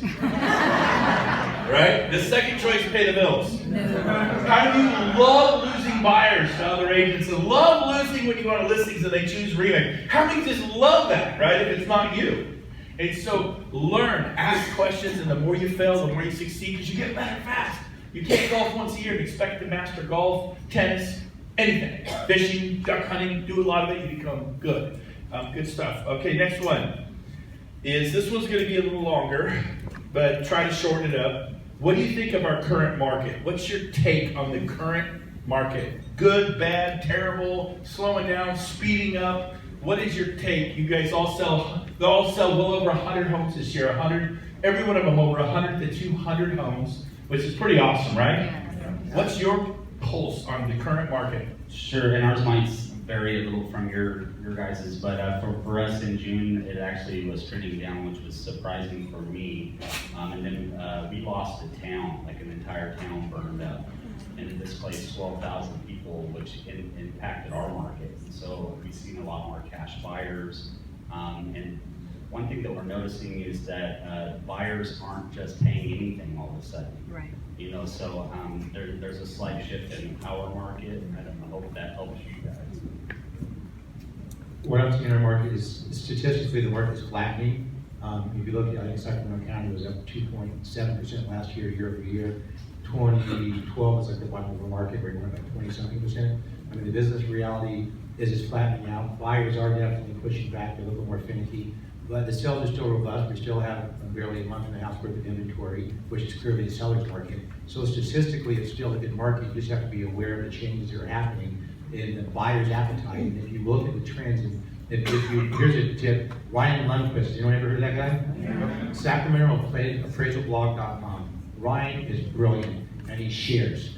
Go look at what he has to say. I don't disagree with what he's saying because he has a great position. But the market is a very strong market because I don't really care about the people at the bottom of the market. It's like the 80-20 concept. You know, we have part of the 20 up here. I don't really care about number 99. I think I just go the opposite of what Sacramento Bee says. The market's always changing with the Sacramento Bee. No, I think we're in a great market. This is a great time to be in real estate. I like Sean. I mean, in 2008, it was brutal. And you know, now you have these new agents coming in and you know, everybody's welcoming. It's a fantastic market. There's so much business to be had, so. Agreed. Rents are up. You kind of subsection it out though, and you look at things 425 and under, they're gone in like, you know, less than 2 weeks. Things that are 750 plus, that market's still moving because you've got all the Bay Area folks moving in. In fact, I think 7 of the last 10 listings over 750 have gone to Bay Area transplants who have sold there. That market's kind of flattening though if you look at what's happening in the Bay Area. You've got a lot of appraisals coming in low. And so we'll see, you know, how much longer we've got this, what I would call a great market, especially for us. I mean, I was listening to somebody, a great economy, great housing market. It's like, if you're not selling now, you really got to ask yourself for the rest of the year, what am I doing? What am I doing wrong? And so anyway. Very good, very good. Love it. So here's the deal. We've been on a run for 8.5 years. It is going to happen. It is going to happen.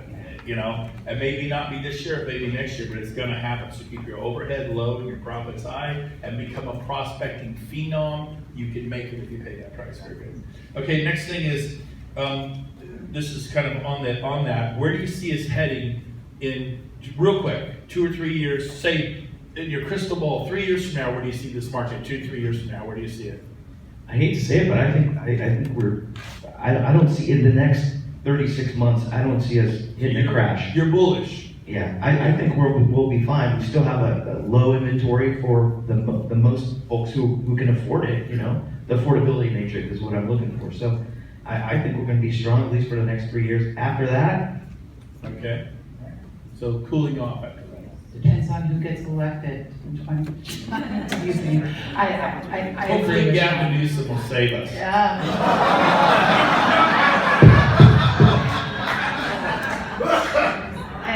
I think the market is what you make it. Yeah, I think the market's going to stay strong. I mean, more people want to move to California than move out, even though everyone says what they want to move out. The business reality is the housing affordability pretty much sucks. It's going to go to get people to drive in. I think things are going to be 500 below. It's just going to stay robust like you wouldn't believe. And then obviously the luxury market would be the first thing to go. But to Sean's point, there's still a huge influx of Bay Area money coming here. So we're next 3 years. I mean, this loot and burn while you can. I think it remains good too. The Bay Area seems to be pushing you guys into our town from Sacramento, so it just and it keeps our prices high. You guys, you know, so I think it'll be fine. Very good, very good. Real quick, our loan officers in the room. Rodney, stand up. DJ, I know you're here. You still here, DJ, or did you bail out?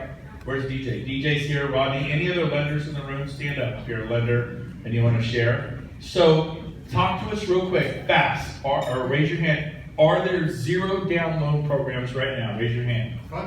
Tons of them. Did you hear that? Can you get some programs where you get the closing costs worked into the deal? Raise your hand. Every one of them. You've seen this? So the opportunity, if you're new, is affordable housing. Getting people into their first condo. They can't afford 4, 5, 6, 700,000, but they could buy a little condo for $253,000, and then guess what? They all become move-up buyers in 2, 3, 4 years. Like maybe just a little condo at Intel sold like 5 seconds for like $350,000 in multiple offers, and that's a nice little commission. But then they go buy something for $5,000, so you can get in there, and your mantra should be: you can buy a home right now with no money down, no closing costs. Your first payment is until October 1st. You all understand that, right now? About I'll prove to anybody in the room right now, your first payment's October 1st, and you can go buy a home here in June. You guys wanna know how this works? Do you sell on payment? You just grab a seat, thank you. So here's how that works. You find a home June 15th, right? You do a 30-day escrow. When do you close? July 15th. And then the seller goes, well, I wanna move out that quick. I wanna stay for another 30 days. So I'll move out August 15th. Okay, great. What do you pay the bank? $1,700. Okay, pay me $1,700. So now you have $1,700. You get the keys August 15th. So if you close July 15th, is your first payment August 1st or September 1st? Well, you said October 1st. Yeah, I did. Because on August 15th, you move in, you live there for 2 weeks rent-free because your first payment is until September 1st. But when you make that first payment, which is $2,300, and you're scared because it's your first place you've ever earned, and that seems like a lot of money, you have $1,700 that you got paid because you let them stay for a month. So your first payment is actually $600. Your first floor payment is not until October 1st. So that is how I would sell 5, 10, 15 homes a month to buyers. A, you don't need a dime. B, you can buy one right out of college, right out of trade school. C, you just need decent credit. You don't need any money down, no closing costs. And I'm constantly talking about that. And people like, I can have something for nothing? Sign me up. That's what people want. And that's a great opportunity for you to take your business next level. You've got to learn how to talk to people. Your first payment isn't until October 1st. They'll do anything at their first payment. You guys got to get that. Works great. Okay. Moving on. Next question is, and then we're going to go to questions from the audience. Let me try to pick it here.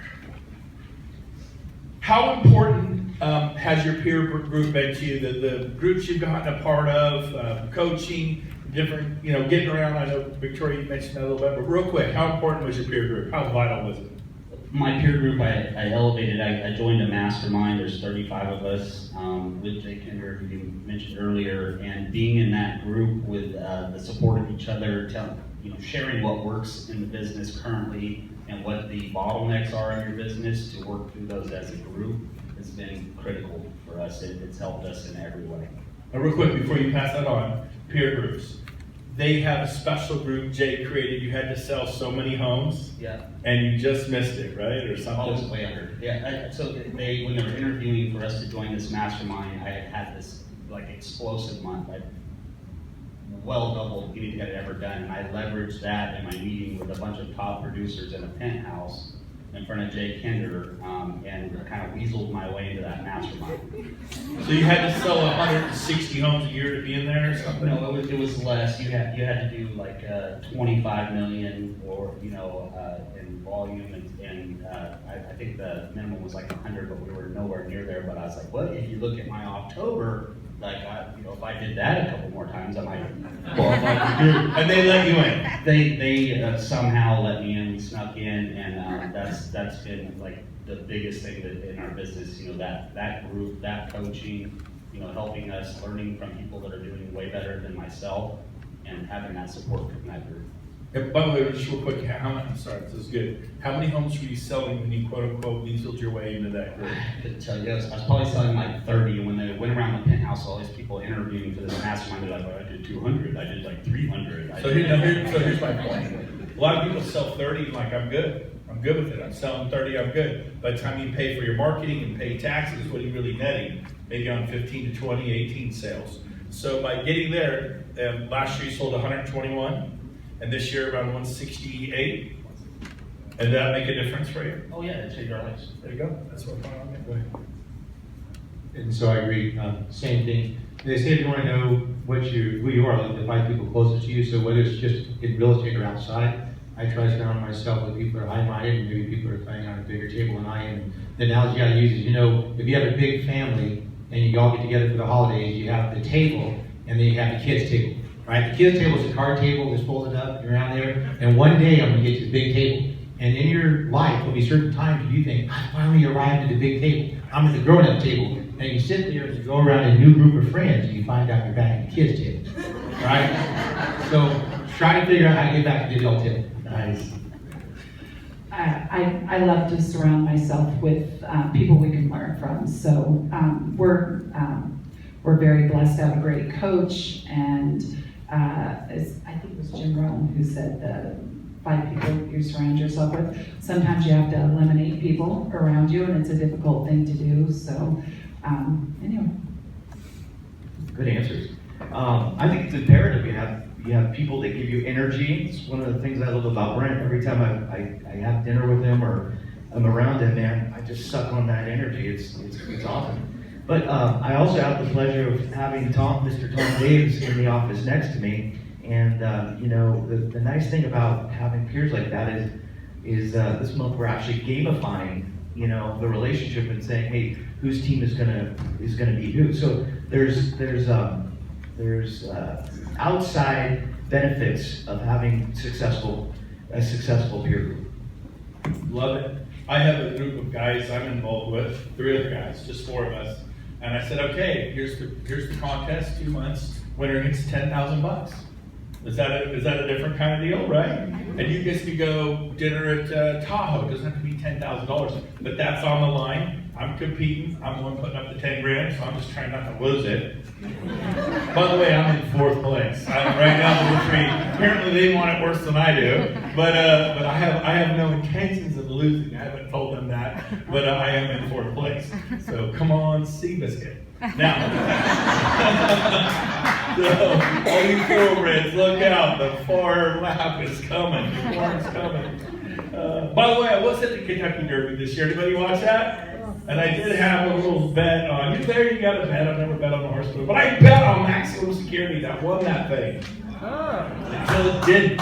We watched it. They disqualified the horse first time in 137 years. I go, my horse wins, and then it doesn't. Anyway, story of my life. By the way, if you look up my name in Gaelic, it means uphill struggle. Now, so I'm going to do some Q&A from the audience. You've waited so patiently. There you go.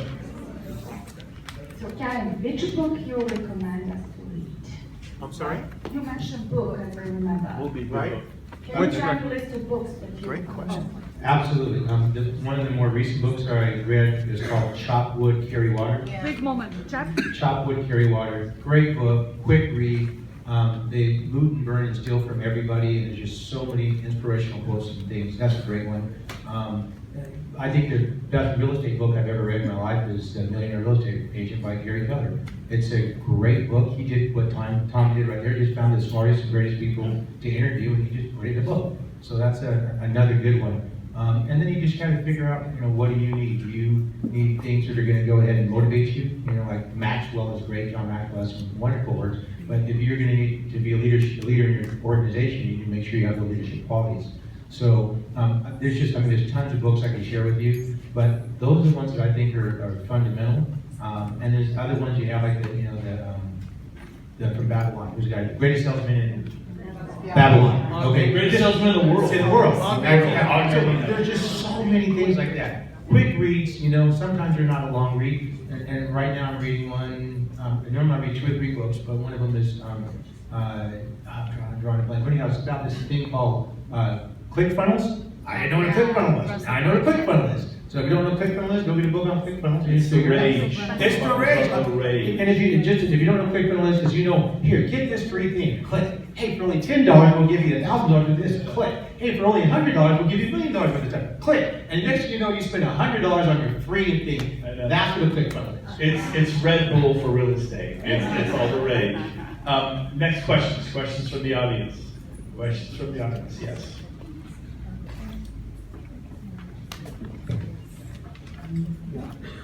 You all have been in the industry for a while, and I'm just wondering, how do you safeguard your businesses against the downturn in the market? What are you doing now to prepare for if something were to happen? How do you keep yourself safe and successful? I think Brent said it earlier, is keep your costs down, for sure. Hold your dollars accountable, but keep your costs down. Don't go ahead and start increasing expenses, not right now, because it's going to have a downturn. Hold on to it. If someone's trying to sell you something, you know, try not to buy anything more than you have to. If you keep your operating expenses, like right now I'm running lean and mean, I increased my operating expense because I opened up a new location. We have a net lease is about $3,000 a month. So my whole nuts, 3,000, not counting staff. So I figure out how can I go out and get enough money to pay for that. So basically I control the asset, we don't have to pay for it. And there's ways you can do that. And so I control the asset, but I don't have to pay for it. I keep my expenses low. Excellent. Anybody else want to comment? Good. All right. Yeah, will you distill for the room what your vision is for you and your business in 2 sentences or less for the next 10 years? Here you go, Steve. So my goal is to get to another level, which is the 162 mark for me. But more so is protecting myself with, I have an opportunity with the revenue. So I'm looking to expand that so I can have that passive income, take some of that burden off of myself, so that instead of $30,000 a month going out in bills and me on this hamster wheel trying to stay in a high enough production to cover that so that I can make $1 to top ramen. It's building that side of my business so that I can exceed that and then relax a little bit, work on developing, my team and helping them grow and developing other agents in my area. Very good. And mine is just doing everything I can to make it duplicatable and scalable. We're on a climb up right now, so we kind of reorganized. January, February, we really implemented some new things in our, the team and the company, and they're just starting to work, so we're just going to keep this going. I think I have the culmination of every one of these guys, because I'd like to hand off my business to somebody else, find a new CEO, and focus on the revenue share, to be honest with you. Yep. Awesome, good answers. Chris? So I find that leveraging my client base for referrals in other areas is very helpful. Are you doing that? And also, do you have any commercial referrals for me? That was clever. Good one. Referral, what was the question again? I'm sorry. What was the first question? So I do a lot of referral business through like the EXP referral group on Workplace. Are you leveraging your existing client base by referring to agents across the country? It just so happens, how do you get so damn fast on those things? Because I see you grab them all, man. You're good. You're good. I mean, here's the bottom line. I mean, as I shared with you earlier, you got to find those 3 pillars of success for your business.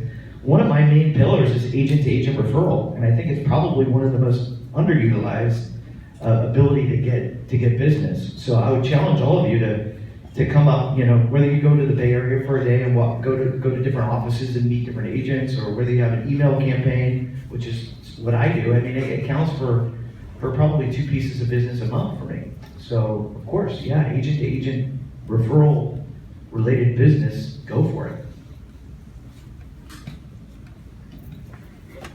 Yeah, referrals are everything. And look at your referral sources. And my analogy is, you're in a boat in the middle of the ocean, you have 1 line out there, you can catch 1 fish. If you have 10 lines, you can catch 10 fish.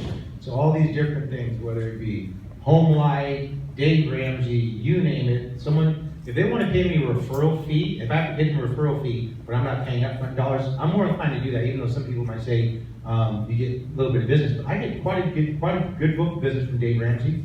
I get a good book of business from Home Light. And so you need to go ahead and figure out who these referral sources are and then start doing it. I don't mind paying anyone in this room, if I call you up and say, hey, will you go ahead and list this house and you just try to pay me 25% referral, 99% of you are going to do it, right? Yeah. So who cares if it comes from a company? If you're better online generating leads and they're putting me in front of them and I'm still having to compete against 2 or 3 agents, I don't mind competing against 2 or 3 agents. My game has to be good. I'm cool, I don't care who I have to go against. I'm going to sit down and win 75-80% of the time. Put me in front of them, I'll close them. So you look at those, and the aggregate total is, maybe that one source is only 2 deals a year. Yeah. But if you have 10 of them out there, you get 2 deals from each one, that's 20 deals. And so then you really, 70% of your business should still be from your sphere. So from your sphere, you're going to get that business. But really look and see how many opportunities you can get out there. And the one thing I just want to circle back on with what Sean was talking about, business to business is everything. You can get so much business from business to business volume, and it's just something as simple as saying, can we meet for lunch? And when you sit there, all you do is ask them about them. Everybody likes to talk about themselves. Invariably, they will ask you about your business, and then what you do as soon as you leave there, you take your cards and you intentionally go out for the next 30 days to try to send as much business in front of them as you can, whether it's fixed or not. Just have people call this person. You're going to pop up on their radar, and then just for the basic law of reciprocity, they'll be comfortable sending business back to you. Very good. Very good. Okay, real quick, just on that note, Dennis, I walked by him just now, and he goes, hey, what can I do to help you? How can I help you? And my initial reaction was, I have no idea, but man, I want to help him now.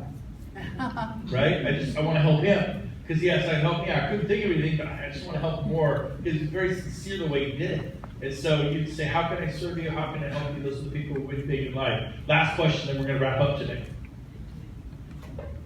Real quickly, at what point did you decide or did you know that you need to develop a team or build a team?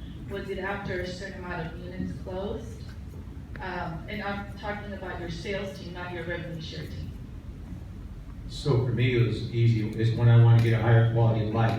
My best year when I talk about where I earned the most money was when I worked Monday through Friday and rode my motorcycle every single weekend, usually someplace that didn't have cell phone contact. And I'd be out there either to racetrack or riding a motorcycle or doing what I enjoyed. It was like a job. It was just Monday through Friday. It wasn't the realtor life where you're 24 hours a day. So when you want leverage, because right now the most important thing you have is your time. People think it's money. Once you get a certain amount of money, it ain't money, it's time. And my time's completely invaluable. I work very few weekends. I work very few evenings. I can absolutely make more money. But I've done that hustle where I've been that gerbil on the wheel, working 7 days a week, taking calls, all sorts of time. You know, in some cases, not proud to say putting my family second because I thought I was putting them first. Those days are done. And what's interesting is you all have a team. Every one of you have a team. That's very interesting to me. Go ahead. Anybody else want to answer that or chime in? Good. Mine was broken down into numbers through my coach. So when I closed 32 deals, I hired an assistant. When we had 15 listings myself, then you had a buyer's agent. And then every 5, listings as we increased, we had another buyer's agent. And I'm not sure it's giving me a quality of life. We're working on it, but. Well, I think it goes back to finding the right people. Yes. Yeah. Finding the right people. But I would say, it's leads. Like when you have more leads than you can handle, it's time to get some leverage. Whether that's an assistant, a transaction coordinator, or a buyer's agent. So by my calculations, in our market, you should be getting about 40 leads a month to be successful. So you should also use a lead tracker out there. Some of you may not be using lead trackers, but lead tracker. The bottom line is for a contact, when a contact comes in, stats say you're going to have to reach out to them 7 or 8 times. So I'm going to give you a little system here. If you have who's using a lead tracker? Okay. So that should be your aha when walking away from this place, because most of you have Post-it notes with name and numbers on the bottom of your floorboard. Oh, I thought that was a lead tracker. Get it in your binder. Get it in your binder. Make a little checklist next to it and say, okay, have I emailed them? Have I texted them? Have I left them a voicemail? Have I friended them on Facebook? Have I friended them on LinkedIn? Did I send them a gift? Boom. There's 6 things you can do right away to convert that lead. That's so good. I remember when I was new, I got 5 leads, then 10, then 20, then 30, then 50. And I had everyone, I had literally a file, not a database. But I'd have the Smiths and what they wanted, the Jones and what they wanted, Bob and what he wanted, Karen and what she wanted. And every day I go, boom, boom, I go, what can I do for Bob? What can I do for Karen? What can I do for Smith? I sit there every day, go through 10, 20, 30, 40, 50 files, and then whatever I could do, and I'd look for properties, and I'd call them up.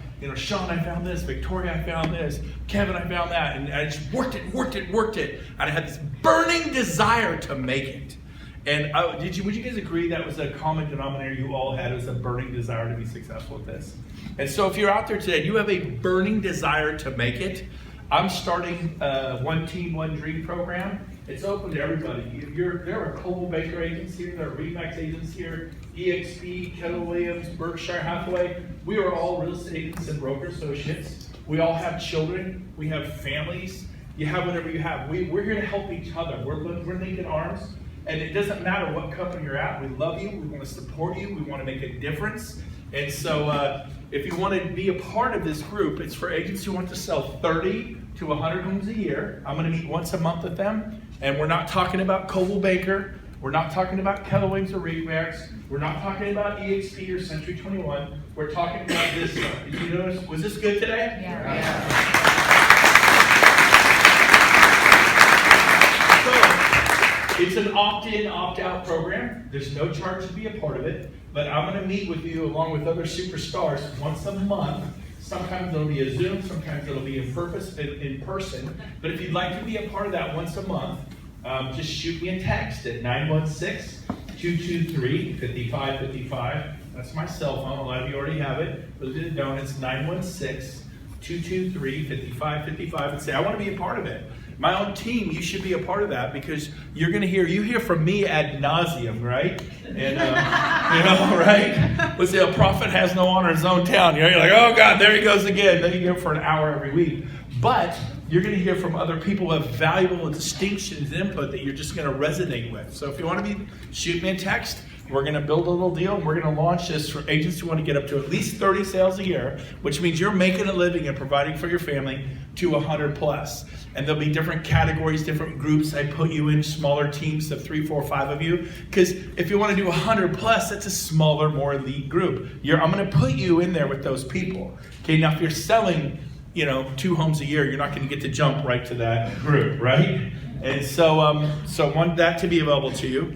Number 2, Tom Daves, and by the way, Sean is no longer with Remax, he's with EXP. Victoria's no longer with Coldwell Banker, she's with EXP. Kevin's no longer with Keller Williams, EXP. Who are you with? Independent? All of them. I was with Coldwell.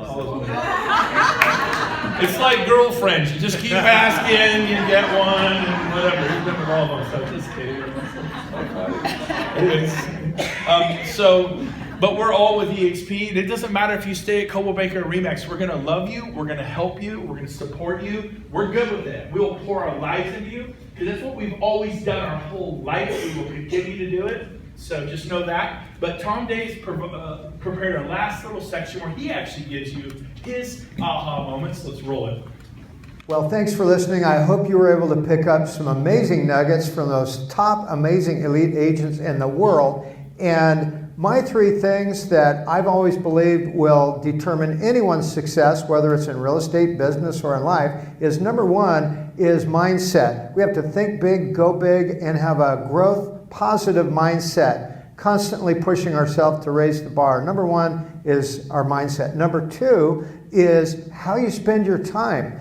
Any successful athlete or business person is extremely disciplined with how they spend their time. And of course, you know about the Pareto principle, the 80-20. 20% of your activities will give you 80% of your results. So of course, you want those to be dollar-producing activities, and you want to be disciplined with the time that you spend in those activities. And then number 3 is who you spend your time with.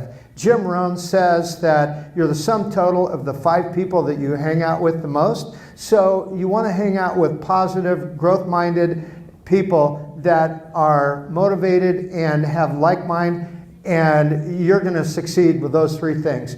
And a couple of things that I'm working on right now, because when you come back from an amazing event like that, you're kind of like a deer in the headlights. You decide what you need to do first. So I come back and I realize what we're doing is working. So stay in your lane. Continue to work with our database, our clients, deliver an exceptional experience with our sphere of influence, and foster that. As well as I advertise on the TV and the radio. Continue to work and market that. And then also the digital space. Of course, with Facebook, Instagram, videos, and a lot of the online digital social media. It's amazing how important that is right now and the direction that the market is going. So we're embracing that and we're doing it and we're having a lot of fun. So thanks for listening. If you have any questions or if you want to reach out to me, just reach out on Facebook, Tom Daves, or you can go to my website, tomdaves.com. Thanks. Have a great day. All right. He felt bad for not making that. He felt bad, but he prepared a little deal for us. I love it. By the way, Tom Daves has sold 7,000 homes in his career here in Sacramento. I believe he sold more homes than any agent ever in Sacramento, ever. It could be wrong, but I'm not aware of anyone who sold over 7,000 homes. He was the #1 Keller Williams agent worldwide 7 different times out of 20 years. And that's the largest company in the world is Keller Williams Real Estate currently. So great job, Tom. So we're gonna wrap it up with this bullet point ahas. You have 30 seconds. What's the one thing that, and make this good, come up with something right now that you heard, this really meant something to me. This was an aha. 30 seconds. This is not time to talk for a minute or two. So who wants to go first? I want to do some quick rapid fire ahas from the audience. So give me a nod, a hand. I want to hear something. Cindy Silva. Here we go. My aha was the muffins and mimosas. I think that's genius. I'm on Brent's team, so open house is a big deal, and I think that was amazing. M&M's, muffins and mimosas. Wow. Okay. I think for me, the big thing was just, I needed a reminder of getting off my butt and prospecting. Love it. Give me a hand. I love it. You catch your next. Ready? Sweep the bat. That was it. Hey, who's next? Some more. Yeah, Carol. Hulk in the puddle.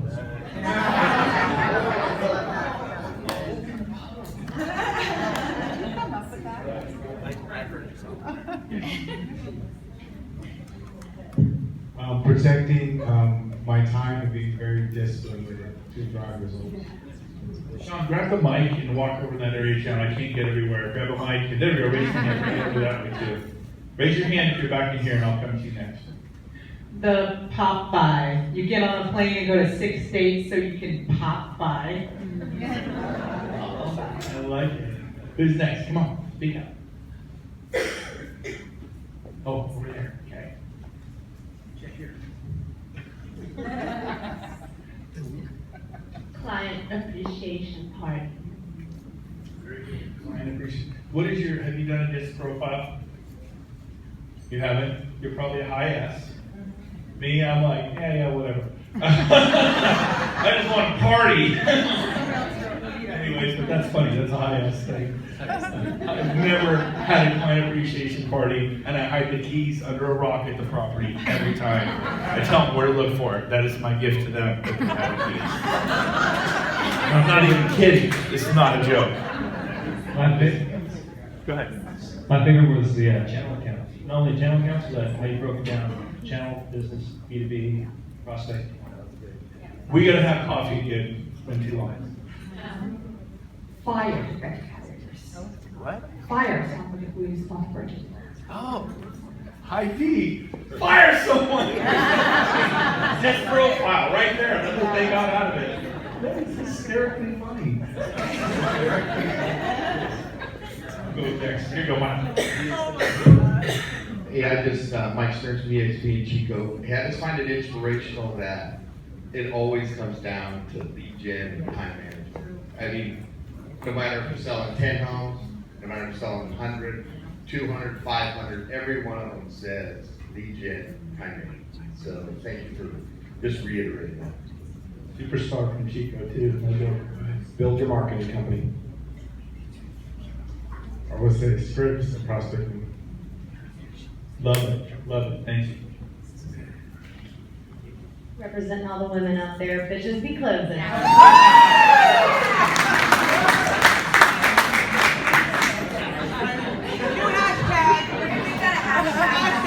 I trademarked it, sorry. Mine was prospect your ass off, stop avoiding what you're supposed to do, and never stop learning. Good, excellent. And anybody else? Anybody else? We have time for one more. There we go. Playing small in life doesn't do anybody any good. Ooh. Yeah, that's good. Yeah. So Andre didn't know I was going to do this, but I stalked him on Facebook. He is a cyclist. He and I have the same body. Yeah, I go faster downhill. I got going up the hill, I mean down the hill. All right, so, but I did lose 24 pounds recently. We need to lose 2 more pounds. But so he wins all the time. I see him on top of the podium. He's a beast. Around a Folsom Lake, you'll see he's a big star. How important, and by the way, he's a highly decorated, successful real estate agent. Granted, Bay Loomis sells $1 million stuff. He's a baller. How important is the desire to win? Because you've applied it, not only real estate, you've applied it in psychic. How important is that burning desire to win? I don't know what you're going to say. You both know I didn't give you here. I just think that it started out with my parents and found great support with them, and like I tell a lot of the people that I meet and stuff, to try to get their kids involved in athletics and get them on teams so they can, learn to win as an athlete, and it just kind of carried over for me. I went to AR a couple of years, and I wasn't a schoolboy, started a business, and I had 5 other businesses and 20 years of real estate now, and it's just my athletics, wanting to win has just carried over my real estate. It's just everything I do, I like to win, and it just comes naturally. And what I preach to everybody is to try to be competitive in something, and it'll just carry over in everything else you do. Thank you, Andre. Great job. Yeah, give me a hand. I went to Sierra College in '84 and Chico State in '85. I was talking at a small private Bible college up north, Chico State. But I love the sweatshirts of the Wildcat. Any Chico people around here been up to Chico? I love their logos on their sweatshirts. The Chico State Wildcat. He's got his books on a bunch of kegs of beer, and it says Chico State, the best 6, 7, 8 years of your life. And some of you never left. I got married, had 2 kids, stayed 10. It was awesome. Anyway, still love visiting Chico. So, wrapping up, a couple things. The party's going to continue. We have X Camp starting June 13th. It's coming up. What is today? What's the date today? Oh wow, 2 weeks. So if you want more, there's more. It's going to be at the Placer County Board of Realtors, June 13th, 10 to 3. And if you're going to succeed at the highest level, be a student of life, be a student of real estate. And so this is going to be a PCAR, and we're going to have breakout sessions for agents selling 0 to 15 homes. You're brand new. I need to sell my first 10 or 15 homes. There's going to be a breakout session for you.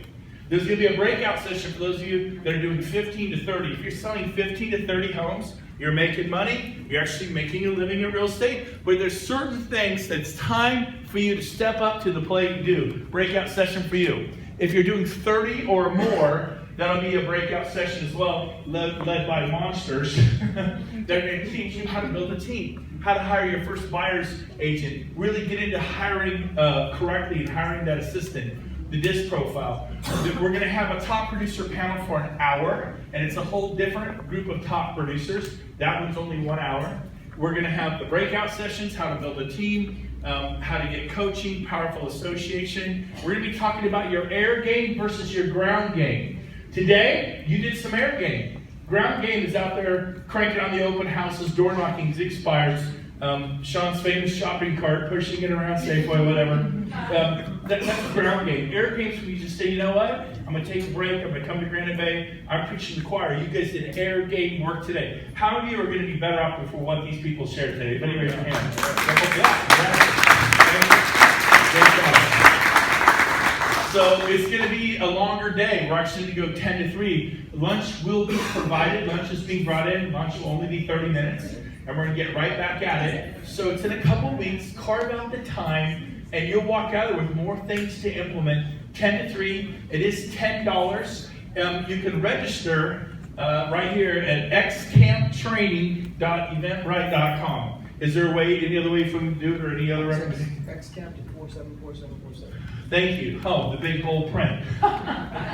So text XCamp, because we're going to multiply your business. XCamp to 474747. If you text the words XCamp, And does the X have to be capitalized? I don't think so. So you'll get it'll actually send you the place to sign up. This sold out. We closed this down a week ago. There were people who wanted to come. Sorry, you can't come. It's sold out. This will sell out. It's a whopping $10. It covers your lunch. We're charging nothing for the training. I'm paying for the room at PCAR. We're just literally covering your lunch, which is being brought in, and it's going to be powerful. Don't miss this. That's the next big cool thing we're doing. Also, if you really want to get away, go hot air ballooning, mountain biking, hiking, helicopter tours, play golf. We are going to a place called the Red Rock in August. That's August 20th through 22nd. James and I are putting this on. James, stand up in the back. James is my operations manager from Brentco Real Estate. We have 1,100 people flying in from the U.S. and Canada, Alaska, Hawaii, Puerto Rico. I mean, all over. 1,100 people showing up to our event. It'll be at the Red Rock Resort right here. It's August 20th to 22nd. Every one of you are invited. That event's going to sell out. There'll be 1,100 people. If you want to know about this event, and this is where the stars are coming in, people who sell 2, 3, 4, 5, 600, 1,000, 1,500, 2,000 homes a year. Sean Kokoska from MAPS Coaching will be there. Sean Kokoska just joined EXP. Chris Heller. There are people that you know, big names in real estate. The CEO of Century 21. We got major players that have done great level things are coming in for this. And it's all about taking your business to the next level. If you want to come, go text to 474747, text LV event if you want some information on that. Save those dates, but you should come to that. And finally, we prepared a fun little video. Life is full of moments that lead to exponential growth. That moment you met that person, the moment you took that call, that event, that one phrase that changed your way of thinking, that shifted your mindset. We all see people like Gene and Rob and Scott and Tracy, David and Brent, and if you talk to them, they will tell you about moments. So we've created an opportunity for your moment this August in Las Vegas at our leadership event, designed for you and those whose lives you'd like to change. 6 organizations coming together in one place, 2 full days of moments. Don't miss your moment. Register today at lvleadershipevent.com.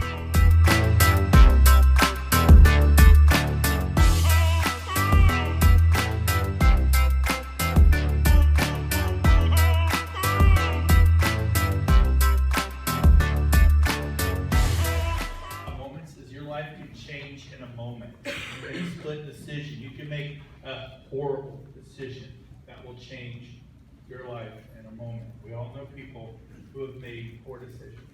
This is an opportunity to make some good decisions, to get around people that are going somewhere. We will see you in 2 weeks at PCAR. Love you all. Have a great day. Thank you, family. Give them a hand. Thank you for coming. You guys are awesome. Love you.